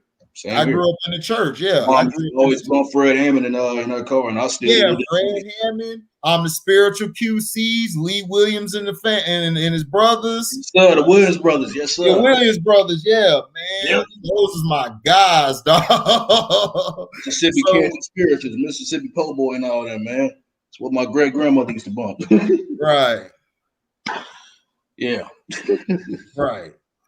Exactly. So that's all I'm saying. It's like you guys get upset and then y'all get mad about me for talking about race. I talk about race because, dude, I'm from the South. I dealt with race. I dealt with cops putting guns in my face. I dealt with walking to the store being afraid of my life. And this was at 6 or 7 years old. My cousin was with me. And if he wasn't with me, I would have got effed up by the police. So you guys don't know what I've been through. So don't come on my page trying to tell me what not to talk about. I'm going to talk about white people, black people, Asian. I talk about everybody. And, you know, and for y'all to say I hate white people, how I hate white people when Tom Brady, I got him the greatest quarterback ever. And I got Larry Bird in my top 10 and Jerry West on my Mount Rushmore players. It's like, dude, you guys don't know what y'all talking about. Y'all just be so in love with this LeBron guy. Y'all don't appreciate other greatness. There's other players that were great before him. You passed the torch. He never was passed the torch. They gave him the torch. He wasn't passed the torch. Steph Curry was passed the torch, not him. Kevin Durant was passed the torch.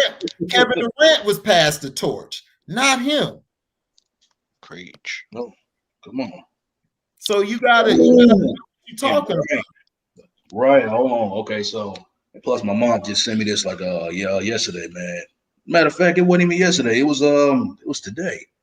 Early today, man. It's a versus battle coming up between the Isley Brothers and Earth, Wind & Fire.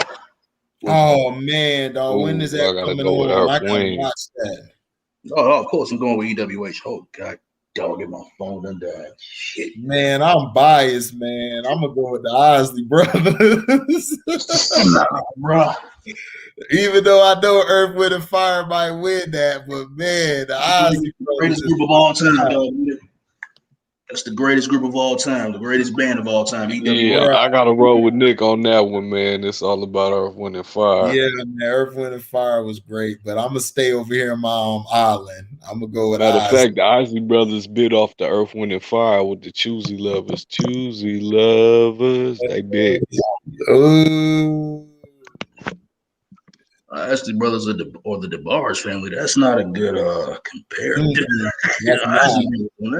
Isley Brothers destroyed them, dog. I'm sorry. Isley Brothers is, man, you should have came with something else on, Tyler.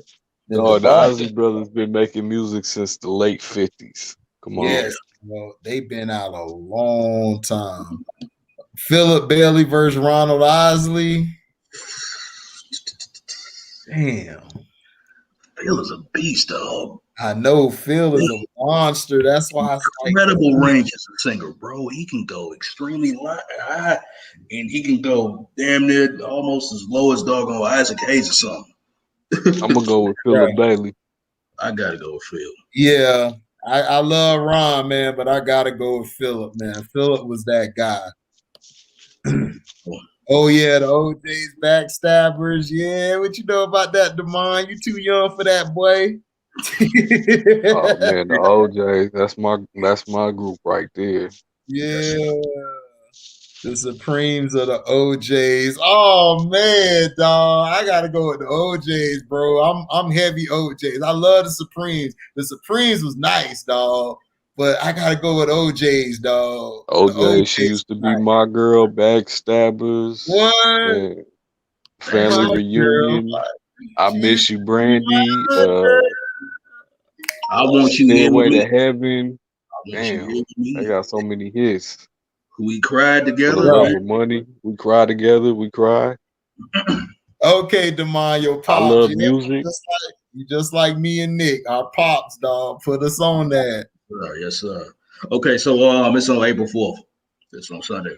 April 4th. Oh man, I gotta watch that. Yeah, that's cool. I'm gonna be at my sister's, chilling, having some Easter dinner. Hell yeah, I'm finna play that. Can't wait. I can't wait. Yeah, exactly. I'm an old head to a degree. Hey, Damon, we all got a little old head in all us, man. Yeah. Bernie Mac, Bernie Mac, funny. Bernie Mac in my top 5. I got who I had? I had Richard, I had George Carlin, I had Dick Gregory, I had Dangerfield, and I had Bernie. That's my 5. Those guys made me laugh. I had Richard first though. My 6 is Eddie Griffin. My 7 is Cat. My 8 is After that it get cloudy. My comedians. I think I don't have Chris Rock in my top 10. I got him in my 15. And I love Chris Rock, but I don't know. I got Dave Chappelle like 9th or 10th.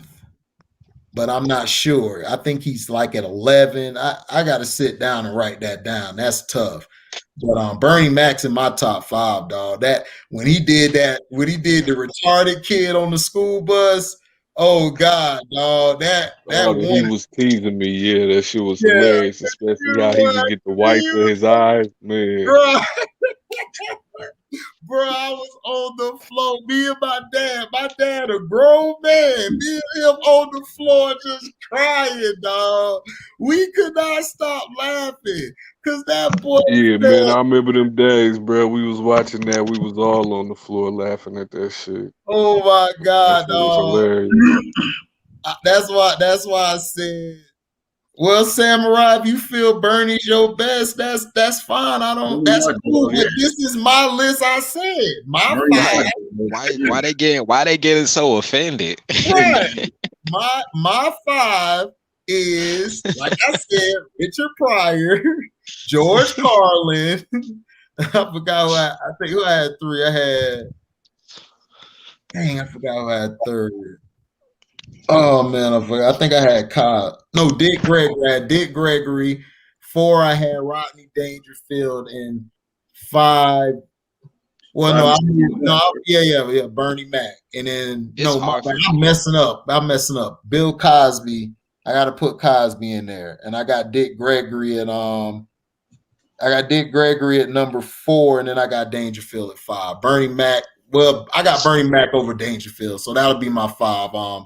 Richard Pryor, George Carlin, Dick Gregory, Bill Cosby, Bernie Mac. That's my 5 right there. And then I got Dangerfield. I like that Rodney Dangerfield pick.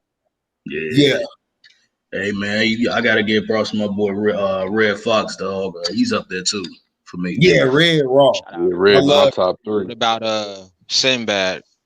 Sinbad is underrated. Sinbad is good. Damn, I love that. Was my guy when he did that comedian thing where he was like, "Don't you run from me." Bruh. You Who had a better? Who had a better run, DMX or 50 Cent? I say 50. 50 had the better run because 50 was just, you got to include the mixtapes too with Get Rich and the Massacre. He had that before the Massacre and he had those G Unit mixtapes. Man, 50 run was like no other, bro. But X run was nice, but 50, because you got to understand, X was always in and out of jail. 50 was still out, just pumping. That man lived in the studio. Right.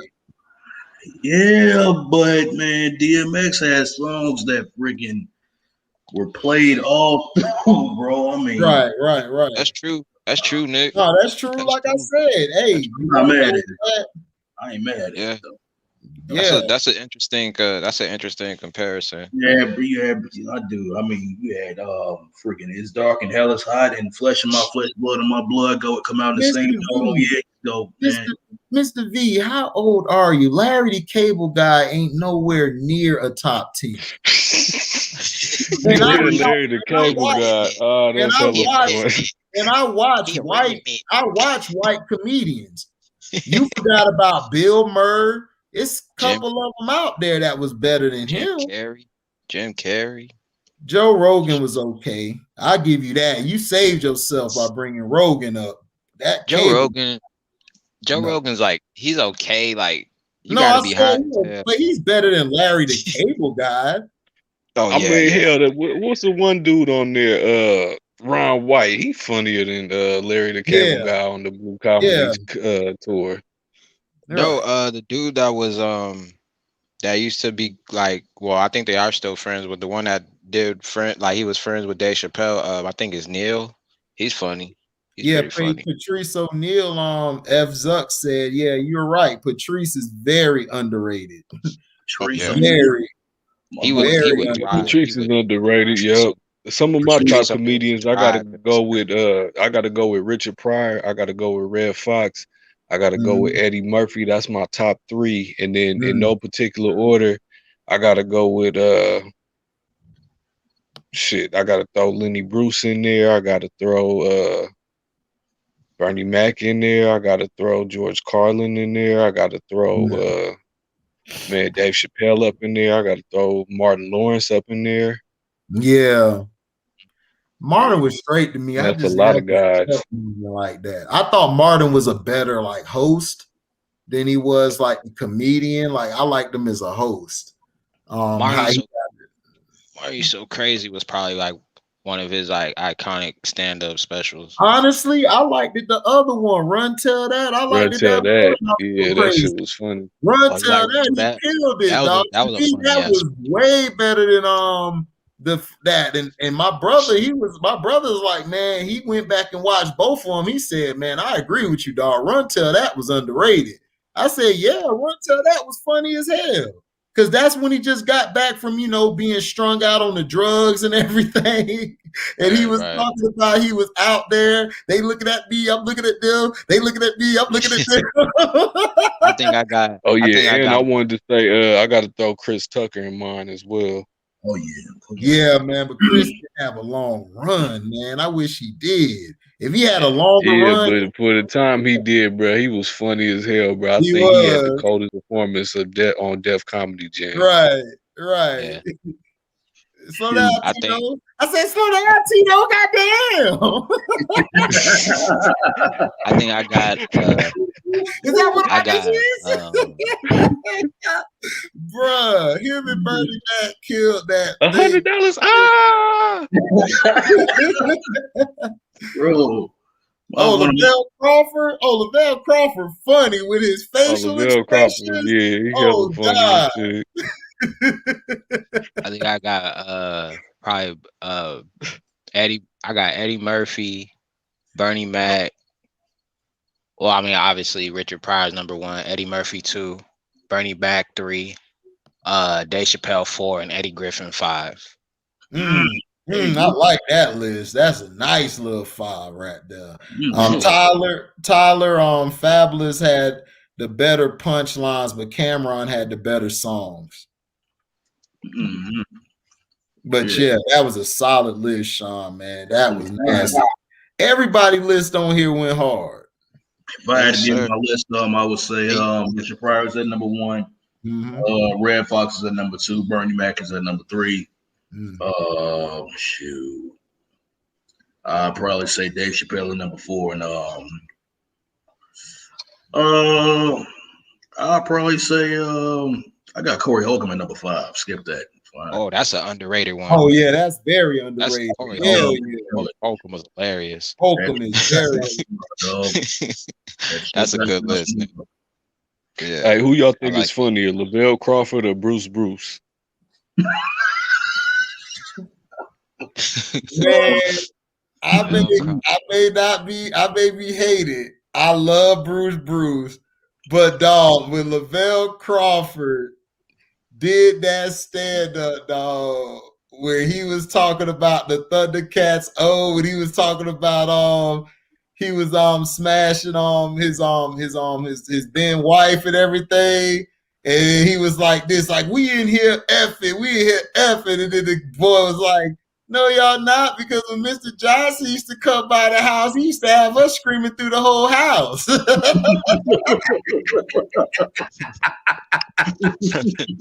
Bruh, his facial expression was so funny because he was like, all right, man, we done, man. You come in the room. Shit.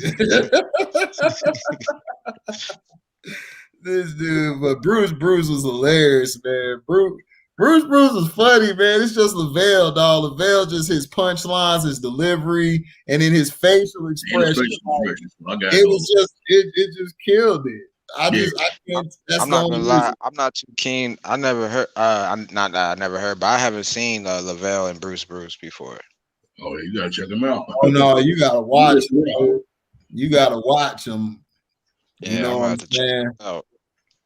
What y'all think about Cedric the Entertainer? I like Ced, but he recycles too many jokes.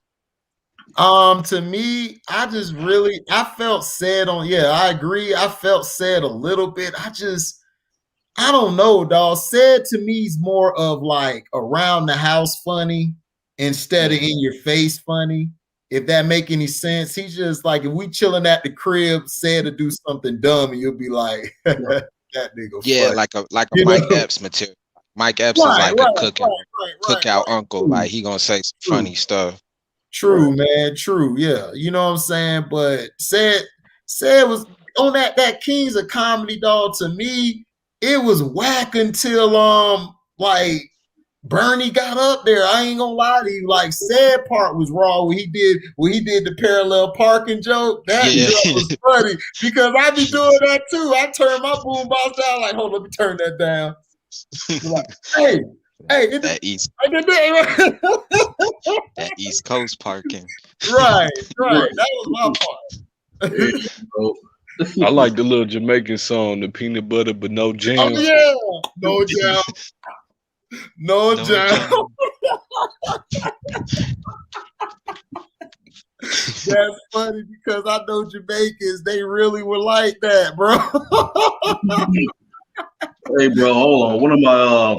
One of my favorite Bernie Mac skits was he was breaking down the difference between black funerals and white funerals. He got to sing, black funerals, they'll be like, he said, man, black funerals, she's trying to make you cry, you know what I mean? Make you feel sorry for yourself. You talking about they get to sing all sorts of sad songs. Right. Oh, precious Lord. He talking about red.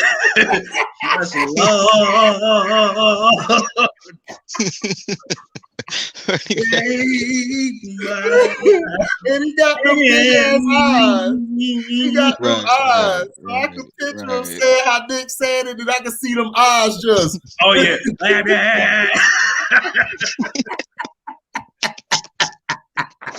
Right.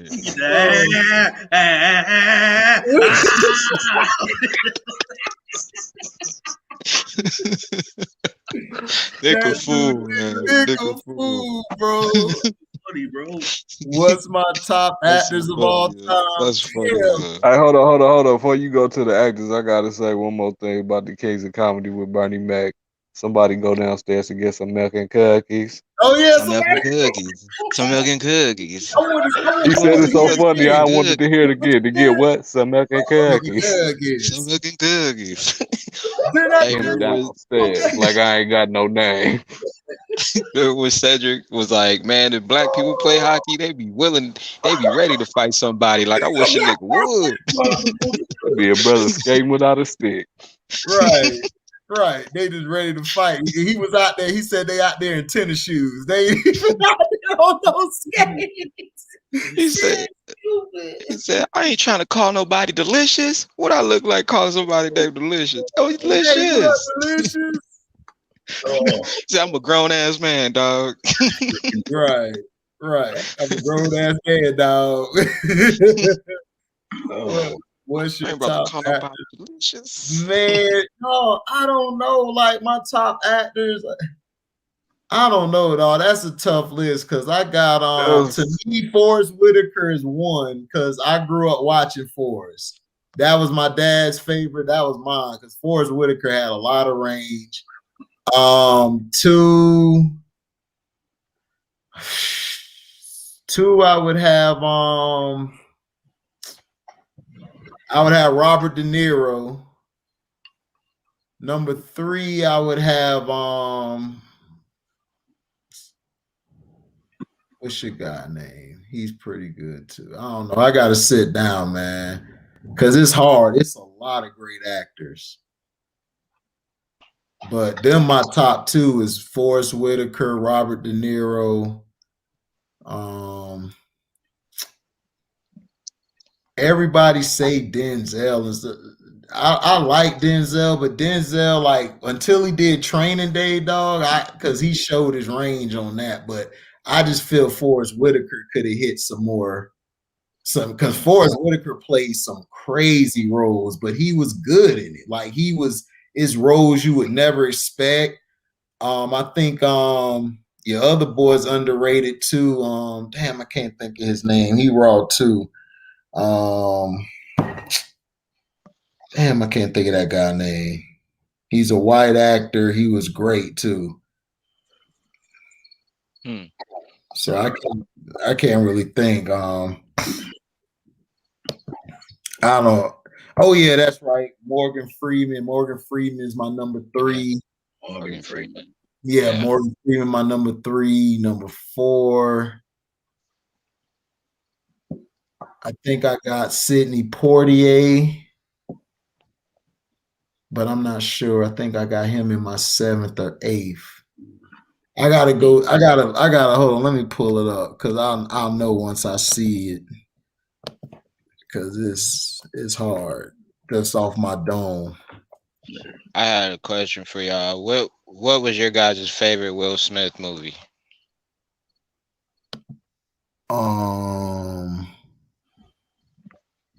You said my favorite. Oh yeah, Anthony. Oh yeah, it's Oh my bad. Sean, I'm gonna answer that in a minute. Oh no, go ahead. It's Forrest Whitaker. It's Robert De Niro. It's Morgan Freeman. I got Jack Nicholson. That's my 4th. Damn, bro. I was hoping you wouldn't say that because I was gonna use that in my list. Oh, my fault, man. I had to because Jack was a monster, dog. Oh, and my 5th is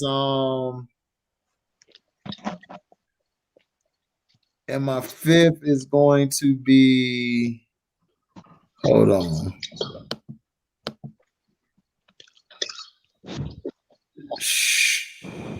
My 5th is a tie. I got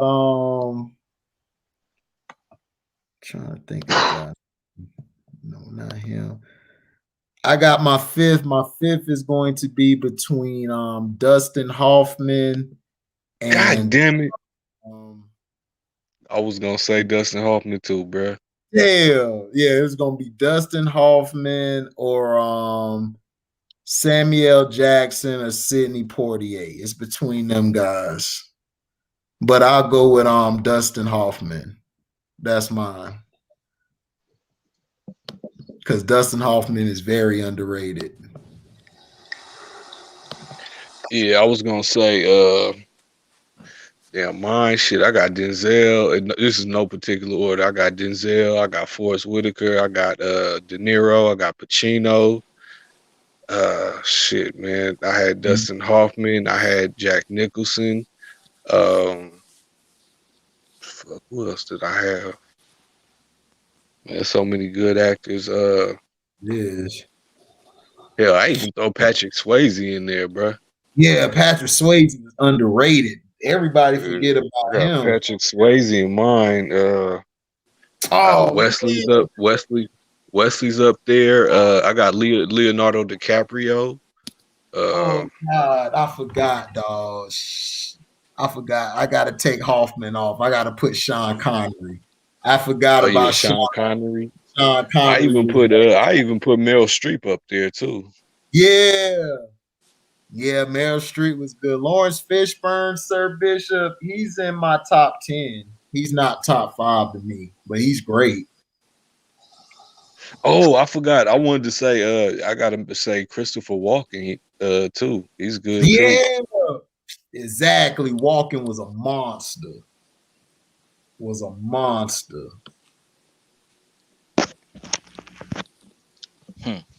they said. Who you got, Sean? Oh man. I got Denzel 1, Wesley 2, Wesley Snipes. Shoot. I'm probably gonna have to get back at y'all with the other few. Start thinking. Hey, y'all gonna go head out for the night, man. I gotta get some sleep. All right, Nick. Be safe. Right. Thanks. All right, Nick. All right, that'll be cool. All right, Nick. Be cool, man. So you said what was Will Smith's best movie? You said. Yeah. You asked. What was y'all? Yeah. What was one of y'all favorite Will Smith movies, if you could think of?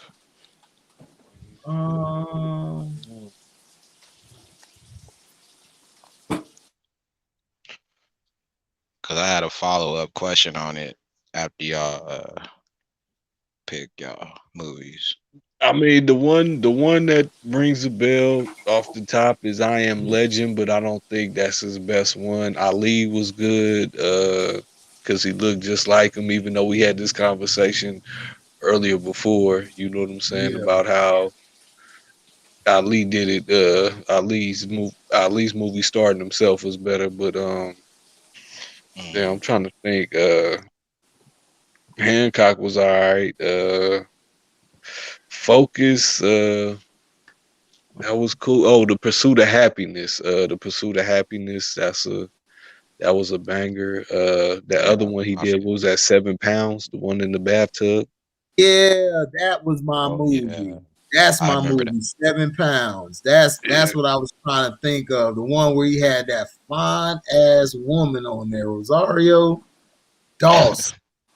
That was my movie. He killed that movie. Yeah, I went I with. think his probably two best movies would have been The Pursuit of Happiness and 7 Pounds, probably. Yeah, that's to me. Those are his best one. So my follow-up question like, do y'all think Will Smith could have played in like better acting roles than the movies he was doing, or? Yeah, think he turned down The Matrix. He could have played Morpheus. Yeah. Right. Will Smith's movies to me, out of like his majority of his like catalog, he's not in my 15 or 20, bro. As far as actors, it's not dissing him. Like Will, he doesn't show me a lot of range. Like Forrest Whitaker and Robert De Niro, even what Uncle Frank said, Al Pacino, Leonardo DiCaprio, Morgan Freeman, Sidney Poitier, all of these guys, Lawrence Fishburne, they all had range. He didn't really have a lot of range. You know what I'm saying? And in the roles that he played in, they were kind of weak. The movies were kind of weak. I understood it was kind of weak. I liked him in Suicide Squad, but I wish he had the mask on more, because that was who Deadshot was. But he kept the mask off, so he basically was just Will Smith being Deadshot, but he was just Will Smith. So I mean, I Am Legend was a good movie. Enemy of the State, that I think probably was one of his best too. Enemy of the State was great, but I thought your other boy outshined him. I thought Gene Hackman out-acted. Yeah, Hackman killed him. Hackman killed him on that. So I can't give that to him. You feel me? Yeah. ALHD. What was the actor's name that played Joker? What? Which the movie one? Joker. Not the Batman one, but the other one where it was like the prime focus of Joker, like his story. Joaquin Phoenix. Joaquin Phoenix. Yeah, he's a good actor. That's a good actor right there.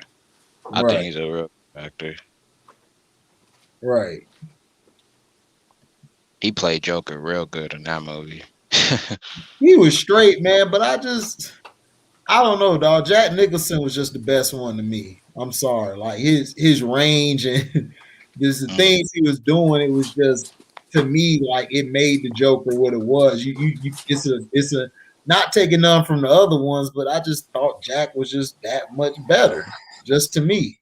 Yeah, Jack Nicholson. Oh, hey, HD, I finally thought of who I was forgetting on my list. Daniel Day-Lewis. Oh, damn, you beat me to it. Yeah, I forgot about Daniel. Daniel was a beast.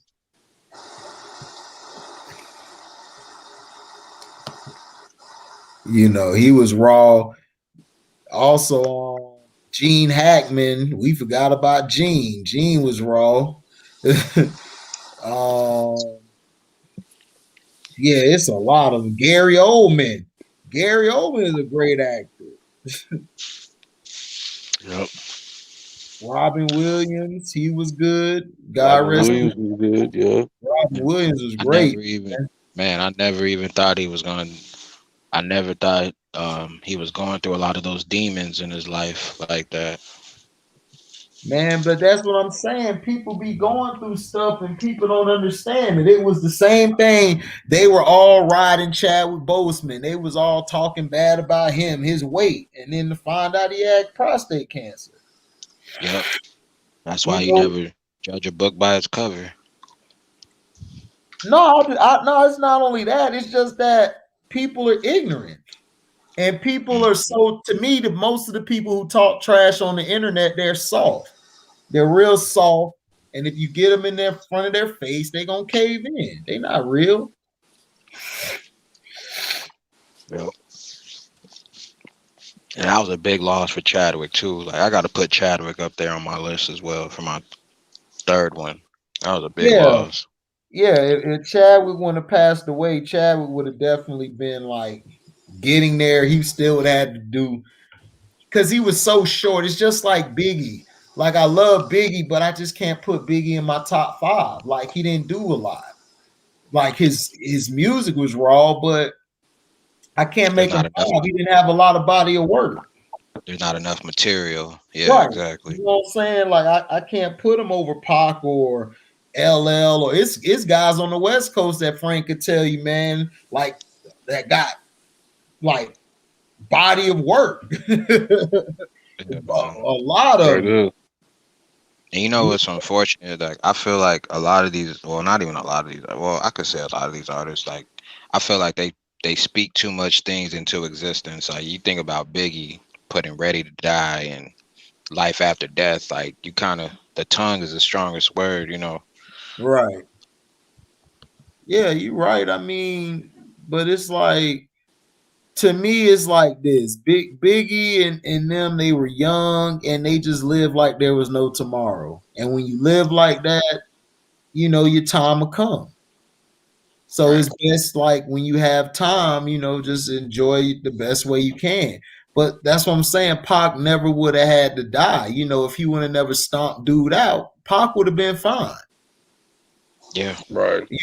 Pac would have been good. You feel me? Biggie, like Sino put on his page and everything on the Patreon, like, when he did that verse on the West Coast, like, you basically caused yourself to get popped. Like, You two records. I'm not gonna go out, especially in L or the Bay or LA, and boast like that. Man, hell no. They had too much love for Pop for you to come off like that. So it all came down to choices. Right. It came down. I mean, for the situation with Pac and Baby Lane in the casino, Pac should have never done that, bro. You Tupac, you the breadwinner. You know what I'm saying? You got guys to do that for you. You know what I mean? Right. Exactly. That was unfortunate. Like Pac, like he just had a hot temper. It was like, man, once you told him something, his brain just went to a whole nother level. Oh yeah, exactly. Crazy that crazy Gemini. That's that Gemini in him, man. You know, that Gemini. Split personality. Yep, that twin came out of him. Yeah, and it was the bad twin that night, and it cost him his life. But Pac left us with a gift. Pac left us with music that we can listen to for the end of time. Like he got album on album. So Biggie, even though his career was cut short, but we still could listen to his albums. We can go listen to a Lil Kim early on album and listen, to what, how big he was. Yeah. And shout out to Nipsey Hussle. It was his anniversary of shout out to Nipsey. Rest in paradise, Nipsey. Yeah, Nip. What Nip happened was a real Big L? Big L, oh yeah, he was. Big L was they tried to rob Big L for the Dipset chain and he wouldn't give it up, so they shot him. That's what I heard, but Sino might have something. I thought it was something with his brother or something. I think Sino did a video about Big L. Yeah, I think it might have been his brother. You might be right. Like I said, I'm not too sure of it, but all I know is Big L inspired me to write bars when I heard him spit. That dude was vicious. He was freestyles. Oh my god, man. Yes, there's so much stuff that you can't say. Crazy. You can't say none of that stuff today. Man, he destroyed Jay-Z on that freestyle. That 10-minute freestyle was killing. 10-minute freestyle with him and Jay-Z. Jay-Z took the nigga line and put it on 1,000,001 questions. All I got for girls is hard ick and bubble gum. I'm like, you just took that from I said, damn, this dude been stealing. I think that one line with Jay-Z. I think that one line with Jay-Z did when he was like, give me that. Like he did some of that like reverse, like he was doing the reversible words. Like that was kind of hard. Like they both were going in. Sir Bishop, you right. You and Uncle Frank right. He was shot. Dude mistaked him for his brother. Yep. And he got shot. How many of them stories you going? Man, you can't. Yeah. It's crazy. Man. Nas was scared of him and everything. I don't think Nas was scared of him. Like Nas wasn't scared of Big. Nas wasn't scared of really nobody. Nas is very calculating. Nas knows when to do something and when not. He's a Virgo. Nas is more chill. He tries to not be confrontational as much as possible. But if he has to be, he's gonna bite your head off. But Nas, those type of artists, not like Big L and Biggie, they would have been tough for Nas to go at because those guys were just vicious. They were vicious, like they were just precise, like with their delivery and their bars.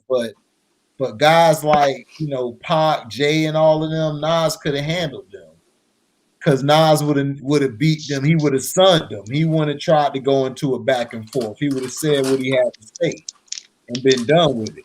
That's how Nas got him. Like Nas gonna hit you with that full clip and you dead. And you gonna try to come back, but it's like you really can't say nothing. Well, Nas was a very approachable dude when you met him, or if you never met him, he was always respectable. He would, just don't disrespect him. He's gonna keep it 100 the same way he expects you to keep it 100. That's all. Nas is a good, solid dude, man. That's a solid dude right there. Oh yeah, AZ is That's it. nice, Terrell. AZ has some albums I listen to. It's just that AZ just ain't the type of dude I felt like could go to that next echelon. AZ was just too real to me.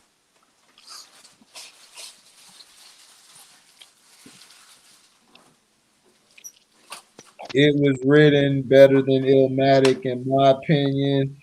I mean, Illmatic, you can't put none over Illmatic. It's a classic, but if I had to choose an album I love more, I'm not gonna lie to you. It was written. It was written was my album. Illmatic was my homeboy's album. He loved Illmatic, especially Halftime. Halftime is It was my album. Halftime, Life's a B, It Ain't Hard to Tell. Right. Represent. Right. Illmatic was a monster. That's why I said me, I like It Was Written because I just like the song on the Street Dreams. He killed that bitch. You know, so like I said, Illmatic was the best, and then you got It Was Written, but me, I just listen to It Was Written more. Cause he had that song, The Message, Fake Thugs, No Love, You Get the Slugs, Get before slugs. I said Nas was nasty with it. I never sleep, cause sleep is the cousin of death. They say Nas stole AZ style. I mean, probably did. I mean, dude, it's a lot of artists that stole people's style, dog. Like, yeah, man. Like me when I was rapping growing up. I mean, when I rapped and did my bars, I stole most of my style from Biggie and what's the other guy? It's Biggie and Sean J from Field Mob. Yeah. That's where my style mostly come from, is them two. So you always take from somebody, you know what I'm saying? But what Jay-Z was doing, he was stealing. Yeah. He was just outright stealing. That's the one thing HD with music, like music was supposed to be the way it was supposed to be, like vouching for other people, and music wasn't supposed to be like what music is today or however it was before. Like music wasn't meant to kill and harm people. Music was supposed to bring people together, heal people, bring people together, families, whatever the case may be. Music was supposed to be for that reason. But once money started getting involved into the music, that's when everything started becoming messy.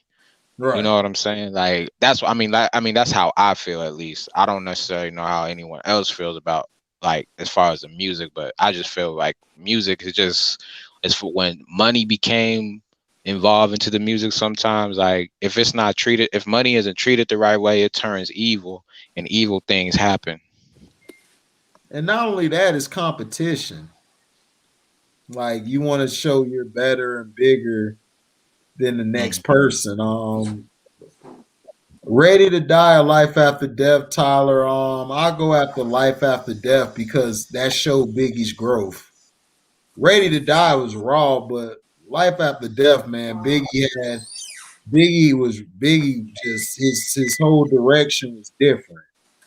But Ready to Die was so raw because it was gutter, it was to the point.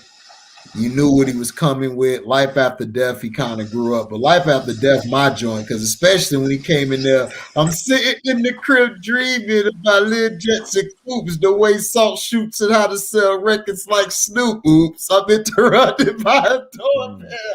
352. For real.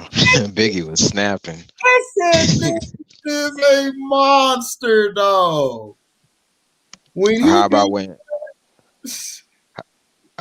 Biggie was him and Bone Thugs was rapping together? That was hard. Oh, dangerous. Ain't too many can bang with us. Straight up, we don't angel us, label us notorious. I said, I think Busy Bone killed that out of everybody. I think Busy Bone was getting busy. Busy Bone killed that track. And everybody kept telling me, I'm like, listen, I love Big, but Busy went the hell off. I don't know. Busy killed Pac on the other track. The Thug Love. Man, he Busy Bone, he definitely the light skinned dude, right? He the light skinned dude, yeah, with braids. yeah. Yeah. And it must be time of it getting low. Yeah. It won't stop me blessing you. But I grab that Western you brought me. Am I stretching you softly? I said, yeah, Busy get busy. Busy get busy. Busy. Everybody try to say Crazy was the best one. I'm like, dog, Busy was the best Busy was one. the best one. Busy was a monster, dog. Oh my God, that's dog. my favorite. That's my favorite rap crew right there. Bone Thugs and Harmony. Man, right. them mofos was hard. Yeah, Terrell, I agree. Busy killed that whole. Oh my God, dog. Yeah, he did. 7 a.m. up in the morning when Henny got fiend and green and nigga 10 pops the double. My nigga Biggie scream. Hell yeah. I said, oh my God. Man, Busy like, how the hell do you write that? Do you just freestyle and write that joint? No, like, how you do that, man? Know. When Busy did Thug Love, when he came in, I said, oh my God. And then at the end, when he started speeding up and just kept going in, just ripping it, I said, Pac came up Pac had to do an intro because Busy killed it. Yeah. And Pac knew it too. He was like, hold up. Hold up. Oh yeah, Pac's energy was ruthless, but Busy, dog, Busy on Notorious Thugs and Thug Love, Busy stole it. He stole. That's how we knew who Busy was. Like all the other people, we knew Busy could get down, but everybody else didn't know Busy was like that. They heard Busy, they was like, this nigga is incredible. Straight up and down. Y'all remember when they put complimented Biggie and Pac song together on that If I Die? I forget what it was called. Oh, if I did to see when there's a sea in the am I trying to see when I just die? Biggie was like, picture I'm too fat. I go around and catch an asthma attack. So that's why I bust back. I don't know, man. Pop went off at the end when he said I grabbed please when the cops blast. Oh man. We was young, but we was dumb, but we had heart. Right. Wu-Tang a Bone Thug, Wu-Tang, dog. Yeah, I gotta go Wu-Tang on that one. Wu-Tang, dog. You can't. They the original, man. Big Pun or Biggie, man, dog. Man, those are some tough lyricists right there. Whoo. I don't know, man. It's like lyricists. Them some tough boys right there, boy. Man, Big Pun, man. I don't know, dog. Big Pun killed that 187, dog. Oh yeah, dead in the middle of Little Italy. Little did we know that we rid of the middleman who didn't do diddly. Yeah, he killed that. Lord, yeah, dog. I don't know, cuz I'm not a player. I just fuck a lot. Right. I'm not a player. I just crush a lot. It's hard for me because Biggie killed that one track, dog, where he was like, when it comes to sex, I'm similar to the Thriller in Manila. Honeys call me bigger than condom filler. Whether it's stiff tongue or stiff dick, Biggie squeeze it to make shit fit. I check the shit out the back of Rough Riders, in the back of the Pathfinder. You know the epilogue of James Ty Smith. I get swift with the lyrical gift. Hit you to dick, make you kidney shift. Here we go. But I gotta go with Biggie, dog. Biggie was so hard. Biggie was cold, bro. When that nigga said Super Nintendo, Sega Genesis. Right. When I was dead broke, bet you couldn't picture this. and Sean, that one song, you want to sit more on my living room floor, play Nintendo, and then pick up my phone, stay popping out home. Yep. Yeah, dog. Sorry, I was Biggie. If you go back and do a time machine on Biggie's joints, Man, Ray will blow your mind. When This Biggie said that one line, you could be the it, had the fattest five, or had the biggest ick, but when your shell get hit, you ain't worth spit, just a memory. Remember he used to push the champagne range, silly cat put Suede in the range. Suede put the G in game, had the Gucci frames before Damon Dame. I can't recall his name. Oh, you remember that kid who nearly lost half his brain over 2 bricks of cocaine, getting his sticks up by cracking parade. I was like, dog, Biggie was a monster, cuz. Making moves like Major Payne, low down, dirty even, like his brother Keenan. Better lyricist, Rakim or Black Thought. I don't know what smoke he was. I gotta go with Rakim, even though Black Thought Tariq is a monster. Yeah, but Rakim is a monster, dog. I ain't no joke. He Mike Smoke. Oh man. I mean, Tyler. Turn up the bass, check out my melody, hand out a cigar. My name is Rob. Let dollars be bored. Man, Rakim be going in.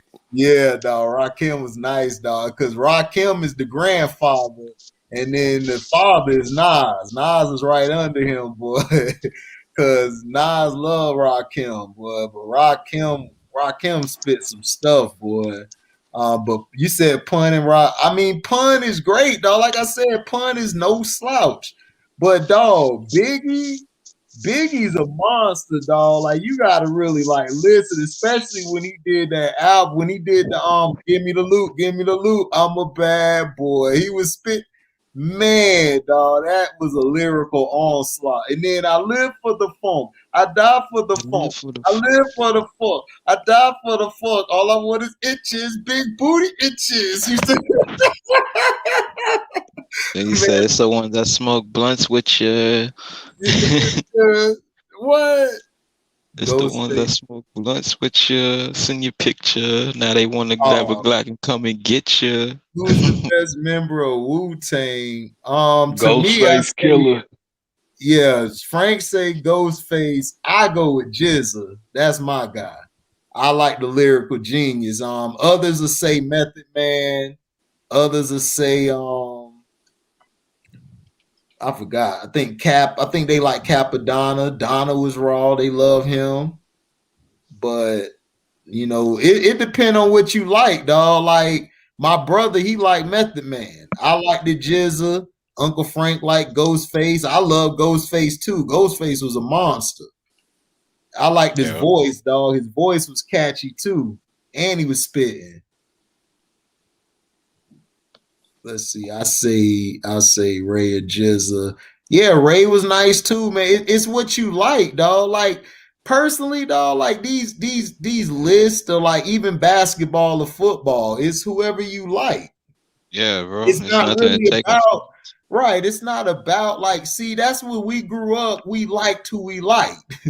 Like you had some people who like Pac, like they were like big Pac fans. Everybody else sucked. Like they didn't care. They didn't like Too Short and all them. Me, I liked it. Everybody. Like if like somebody brought new music to me, I'm bumping they joint, even if they local or they not local. Me, I was heavy on Soulja Slim growing up. That was my guy in BG. So you know, and I love Field Mob. You know, people would be like, Field Mob only had this amount of albums. I'm like, man, Field Mob used to go in. Smoke and Sean J was my guys. So it's who you like, dog. It's like different strokes for different folks. It's like a chick, you know. Uncle Frank may like the big plump, the nice thick plump chicks. Sean may like the skinny chicks. You know, it depends on what flavor you like. It's like flavor in your ear, different flavors on the beat, like what you like. You know, some people didn't like Big Verse, which I don't know how, but some people said they didn't like Big Verse, and you got some who said they felt Busta killed it. So, I mean, it's up to you. Shall we talk about the troll? Who? And my friend, remember, he said Drake was the greatest rapper to ever live. Well, how old is your friend? You know, you my age, 21, 20, 21. Okay, that's why. So I don't get upset. He ain't that the greatest rapper ever lived, but he for this don't, generation, I mean, he don't He know loved nobody. Drake. He a big Drake fan. for this generation, I feel he the I'm willing coldest to in this guarantee your generation. friend has never even heard of a rapper by the name of Cool G Rap. So No. yeah, I'm gonna cancel that one out. He loved Drake. He said No, Drake the like greatest rapper of all time. how I separate music, like artists and shit. Like I think for this era and this generation, I think Drake the coldest to do it in this generation. I wouldn't say he the greatest rapper alive though. But But I that's how mean, that's I my mean, personal opinion. I think as a songwriter, he's good, but dude, I know a couple guys who's better than him to me. I think Big Crit is better than him. Crit just don't get the recognition. I think Cole is better. You know, Drake is great at making, you know, songs for the ladies, and because to me, he's a singer as well. So Y'all hear his song What's Next? Y'all heard that yet? no, I didn't hear that yet. Who But y'all what? felt more, DMX or Tupac? I felt It was Tupac cool. more than DMX. DMX was straight, dog. I mean, I mess with him, but I mean, I like the Tupac more than X. I feel like DMX was another Tupac. I'm like, is this nigga Tupac? Another Tupac? Nah, you want Tupac, but he was Nah, great. He Ja was Rule great. thought he was Tupac. He was great, but I mean, DMX was great. Like, I don't take none from him. X energy, like, and then the songs he made was hitting, but I mean, I was more on Prodigy in them. You know what I'm saying? I love him though, like X, but you know, X lyrically to me, like I think, you know, he was great, but man, Pac had you feel like you'll be mad, and then you listen to some Pac, you good again. Right. So, you know, X, you listen to X, you ready to slap somebody. When that nigga Cat Williams talked about X, that had me weak. Oh yeah, Cat. And that nigga really talk like that in public. Hey, yo, bitch, give me some water and some lemon. He's like, nigga, why are you yelling? We was We in talking a about restaurant. Amarion. We was talking about Amarion like, oh, touch what, nigga? He said that Better nigga is the king wordplay, of dancing. Jay-Z has better wordplay, but Jadakiss has a better Jadakiss to me has a better flow and better delivery than Jay. And not only that, Jadakiss bars are just nasty. Like Jay has wordplay because he's talking to you. Jadakiss is stabbing you. Cause you just every time he hits you with something, you like, ooh. What's up, Blair? HD, who you think is faster, Twister or Busy Bone? Twister. I think Twister. I think Twister slightly could get him.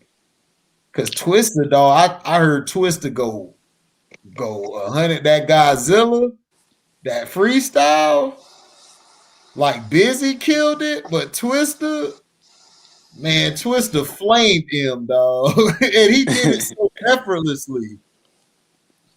He did it effortlessly, dog. What's up, Easy? Yo, what's going on, y'all, man? How y'all doing tonight, man? We good. We just kicking it, man. Just, you know, I went to see GodZilla vs Kong. Yo, I had to spoil some people. You know, I'm like, now y'all know, Kong and he got fur. You can't spoil it. Don't spoil it. Nobody seen it in here. Nobody seen it? No, I ain't gonna spoil it. I ain't gonna spoil it, but this is what I'm gonna say. Like I said, Kong got fur. And that nigga can't swim. So who you think gonna win? Right, exactly. Hey, I walked out the movie knowing I already knew who won. Right. I was pretty satisfied with the outcome. I'm gonna tell you that. I was like, ain't no fucking way, man. Ain't no way. And then I had the, you know, I don't know what's going on, but the chicks, they was really rooting for Kong and shit. And I'm just like, y'all don't go in somewhere, man. Oh yeah, man. You know, You know they were gonna root for the monkey, man. Sir Bishop, man. right. It's just the monkey aspect. I'm like, man, y'all need to cut it out, man. Sir Bishop, don't say nothing. I got you. I ain't saying nothing no more. You could be easy. I'm telling Sir Bishop, man, be quiet. Everybody hasn't seen it yet. Hey, y'all just be killing. I had to put this one user in timeout earlier. He came in this thing talking about, yo, man, I said timeout. Let's see, you done messed it up. You done killed it. You coming in here, you all in the kitchen, eating up all the hog balls, what is you doing? I want some of them pigs. Right. Shit, thank you. It was cool though. Definitely cool. I'm ready for Snowfall, man. I'm about to watch this next episode of Snowfall. It's today Thursday, right? Watch nothing. Snowfall. I've been watching the Falcon and Winter Soldier. Yeah, that's the truth. I ain't gonna hold you. I like it better than I was cool with WandaVision because I knew I had to watch it. You know, I knew everything was gonna come together. But that shit was just so dry, man. I couldn't. Well, like me, I liked it because my dad and my mom grew up in the 40s. I know I say that it's a broken record, but they grew up in the 40s. So those shows that how they did it, right? The sitcoms, that's what I grew up watching. So to me, I was like, man, let me go get the popcorn. This is what I'm talking about because that's me. But my brother over here, he like, man, I'm waiting for somebody to get their ass kicked. Right. Like, damn, some hands. Literally had to wait till like episode 7 to see some action. I'm like, God damn. I stuck it through. But the Winter Soldiers, I knew that was definitely going to be. You know, that's it. You know, you can't have Bucky in there and not be rocking people. You know, I'm definitely looking forward to that. And then did you like the was y'all cool with did y'all like the Snyder version? Oh hell yeah, I loved it. I was fucking with that too. I didn't like some parts in it. That's why I gave it 3 out of 4. Somebody else, they were like, I gave it 3.5. I said, well, yeah, if you give it a 3.5 or 4, I understand. But I didn't like some parts, and I didn't like the Wonder Woman in the museum scene. I hated that part. I just don't like Henry Cavill as Superman. I mean, LB was arguing with me all night. We were going back and forth. I'm like, look, I don't care what you tell me, LB. I don't like it. It's the face. It's the face to me. Yeah, it's the face. Yeah, he has completely no emotion. None. No emotion. None. No. And Superman has some emotion. Like Superman, you know, he felt something. Like even when Lois died, that scene Lois died in, like the alternate version. Right. He showed emotion. He was like,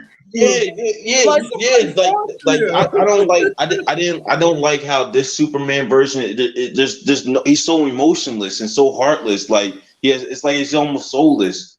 Like he doesn't show no emotion at all. And it's like, come on, like Superman had emotion because he was around the humans. So like he developed empathy. Right. Like otherwise he would have just been like Brainiac and killing everybody. Correct. And that's what I'm saying. Like that's what I didn't like. Like even the other Superman, Brandon Routh, he showed some emotion. Like I didn't mind him. Henry Cavill didn't show any emotion. It was like, dog. And then what also pissed me off is DC. That's why I made that video. Listen, man, y'all just need to sell it. Y'all get on my nerves. Stop making Superman P-whip. Y'all making my dog Ussy whip. Like, come on, dog. I know they always gotta put the like we don't like they act like we don't know who Lois Lane is. Thank you. We done seen it 5,000 times. We done seen shows, animated series, everything. We know who Lois Lane is. Like, we don't need the introduction every movie, man. Every movie they got, you know, and that's Warner Brothers though, man, doing that nonsense, man. They can't. It's like they can't help themselves, man. I swear, because you look at Disney. I know Disney's the giant over Marvel, but they not interfering.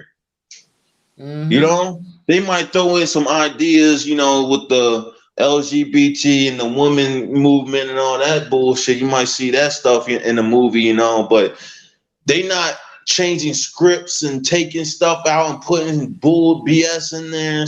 Like Disney not with that nonsense. They like we know Marvel got this. We gonna let y'all go. Can you just throw this in there real quick? All right, bet, cool. We done. Right. You know, Warner Brothers want to touch everything, move stuff around, put stuff here, take stuff out. Like, come on, bro. This is why all y'all movies flop. Like, I was like, even the second Wonder Woman, I hated it. I never watched it again. I only watched it one time. I liked it. I liked it on Wonder Woman too. So I didn't like the second one. I did not like the second one. I understand why you didn't like it. I understand it. You know, like and the list continues with them, man. It's like I'm glad Snyder Cut came out because they needed it, and we needed to see that dark version, man. Like DC's way darker than Marvel. That's what people don't understand. DC's way darker than Marvel. It's not a happy-go-lucky comic series. Like it's very dark, very dark. Like there's no happiness, and that's what I like about Snyder, man. That he made it dark. You know. I guess that's why but Superman was all the Superman movies, this version of Superman were all emotionless. I can't even say that. Yeah. It was like he didn't care. Then like his dad died. He didn't show no emotion. Yeah, he didn't cry, didn't shed no tear, didn't scream or nothing. Right. With Superman, when the early not Christopher Lambert, but the first Superman, Christopher Reeves, he had emotion. Brandon Routh, he had emotion. Even during that time, he wasn't near Lois no more, or he wasn't there to be with the people on Earth. He showed that emotion. Right. But it's like, dog, it's like this guy just walked in there like a hat guy. Like they forced him to be Superman. You're Superman today. All right, do I cry on this scene or do I tried to, man. Darkseid had more emotion in him. It was like, damn. Yeah, right. I like how they put Darkseid in there though. I did too. I like that nigga bounced about time. Shoot. Right. Steppenwolf looked way better than the first one. Way better. And that's how they need to do them. That's how they even the Suicide Squad movies. They gotta keep them dark. You gotta keep them dark, man. DC is not a happy place. The DC universe is not a happy place. You gotta keep DC dark, man. It's not. I don't understand, man. Like why? Like people don't understand that. Like I was arguing with LB that night. LB like, well, there was some darkness in Marvel. I'm like, you had some dark characters, but as a comic book, no, Marvel wasn't dark like that. Yeah, Marvel's not dark. Yeah, DC. You got Iron Man and Captain America in Marvel. You're not going to make a dark movie. Right. Exactly. You know, it's literally that simple. Like those characters are not dark. Spider-Man's not dark. Venom was. Carnage was. Yeah, Venom was. Carnage, but yeah. Like, I don't like... There's no really dark characters for real in Marvel. Now, there's not a lot of them. Most of them are like happy-go-lucky good guys. Yeah. Maybe Bucky. Yeah. Maybe. Yeah. That's about it. Yeah. Thanos was kind of dark. Apocalypse. Well, yeah, Thanos. You know. Apocalypse. Yeah. I'll give the X-Men. X-Men was a little darker than Marvel, but the way they had to do the mutant stuff, you know, with all discrimination and racism towards mutants. Yeah, that can get a little dark. Yeah. But besides Wolverine. But besides what we named like 5, you know, the whole DC is dark. Batman is dark. Your main character in DC is dark. Like exactly. You know, you got to keep it that way, and that's why I like the Batman. Those 3 Batman movies. The one with what's the boy name? The one like the Batman Returns and Batman Begins and all that. The ones the most recent ones. Yeah, those were hard. Those were dark. You know, I like the way those were done. You know, it's dark. Every one of them, even the Batman, Superman. You know, yeah, F them kids. right, exactly. That's how I feel. I would have I didn't really like Affleck. Affleck kind of grew on me in this movie. I liked him more in this one than the other one because he was more sarcastic. Like how Batman was in the comic book. Batman was sarcastic. Like he would say a joke, but he didn't say no he ha ha. You just be like, he's an asshole. I got it. Right. You know what I'm saying? So that's what I'm saying. And The Rock came out recently. Him and other actors, they're trying to bring the Snyderverse back because I was telling people Black Adam and Shazam fit along that storyline of Black Adam.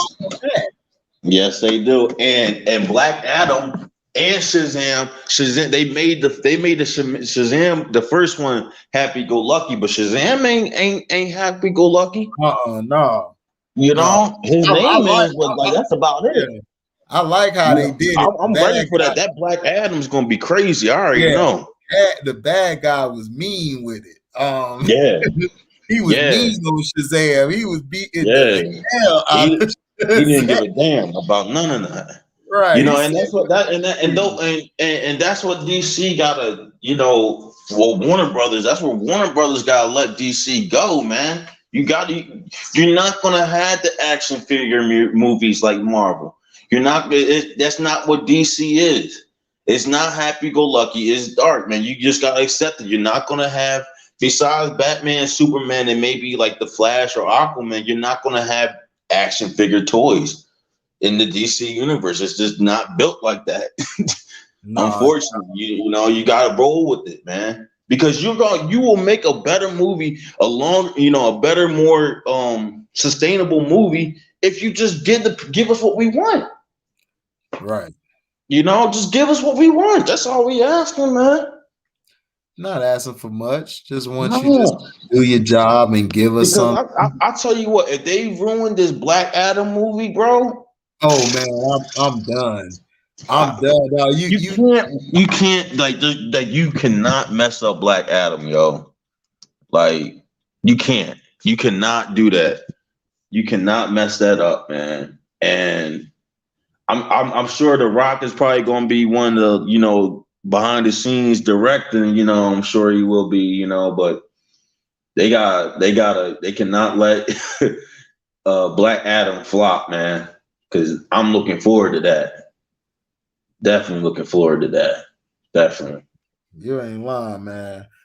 Because because hold on, I'm finna end this because I want to talk about Godzilla with you. All right, man.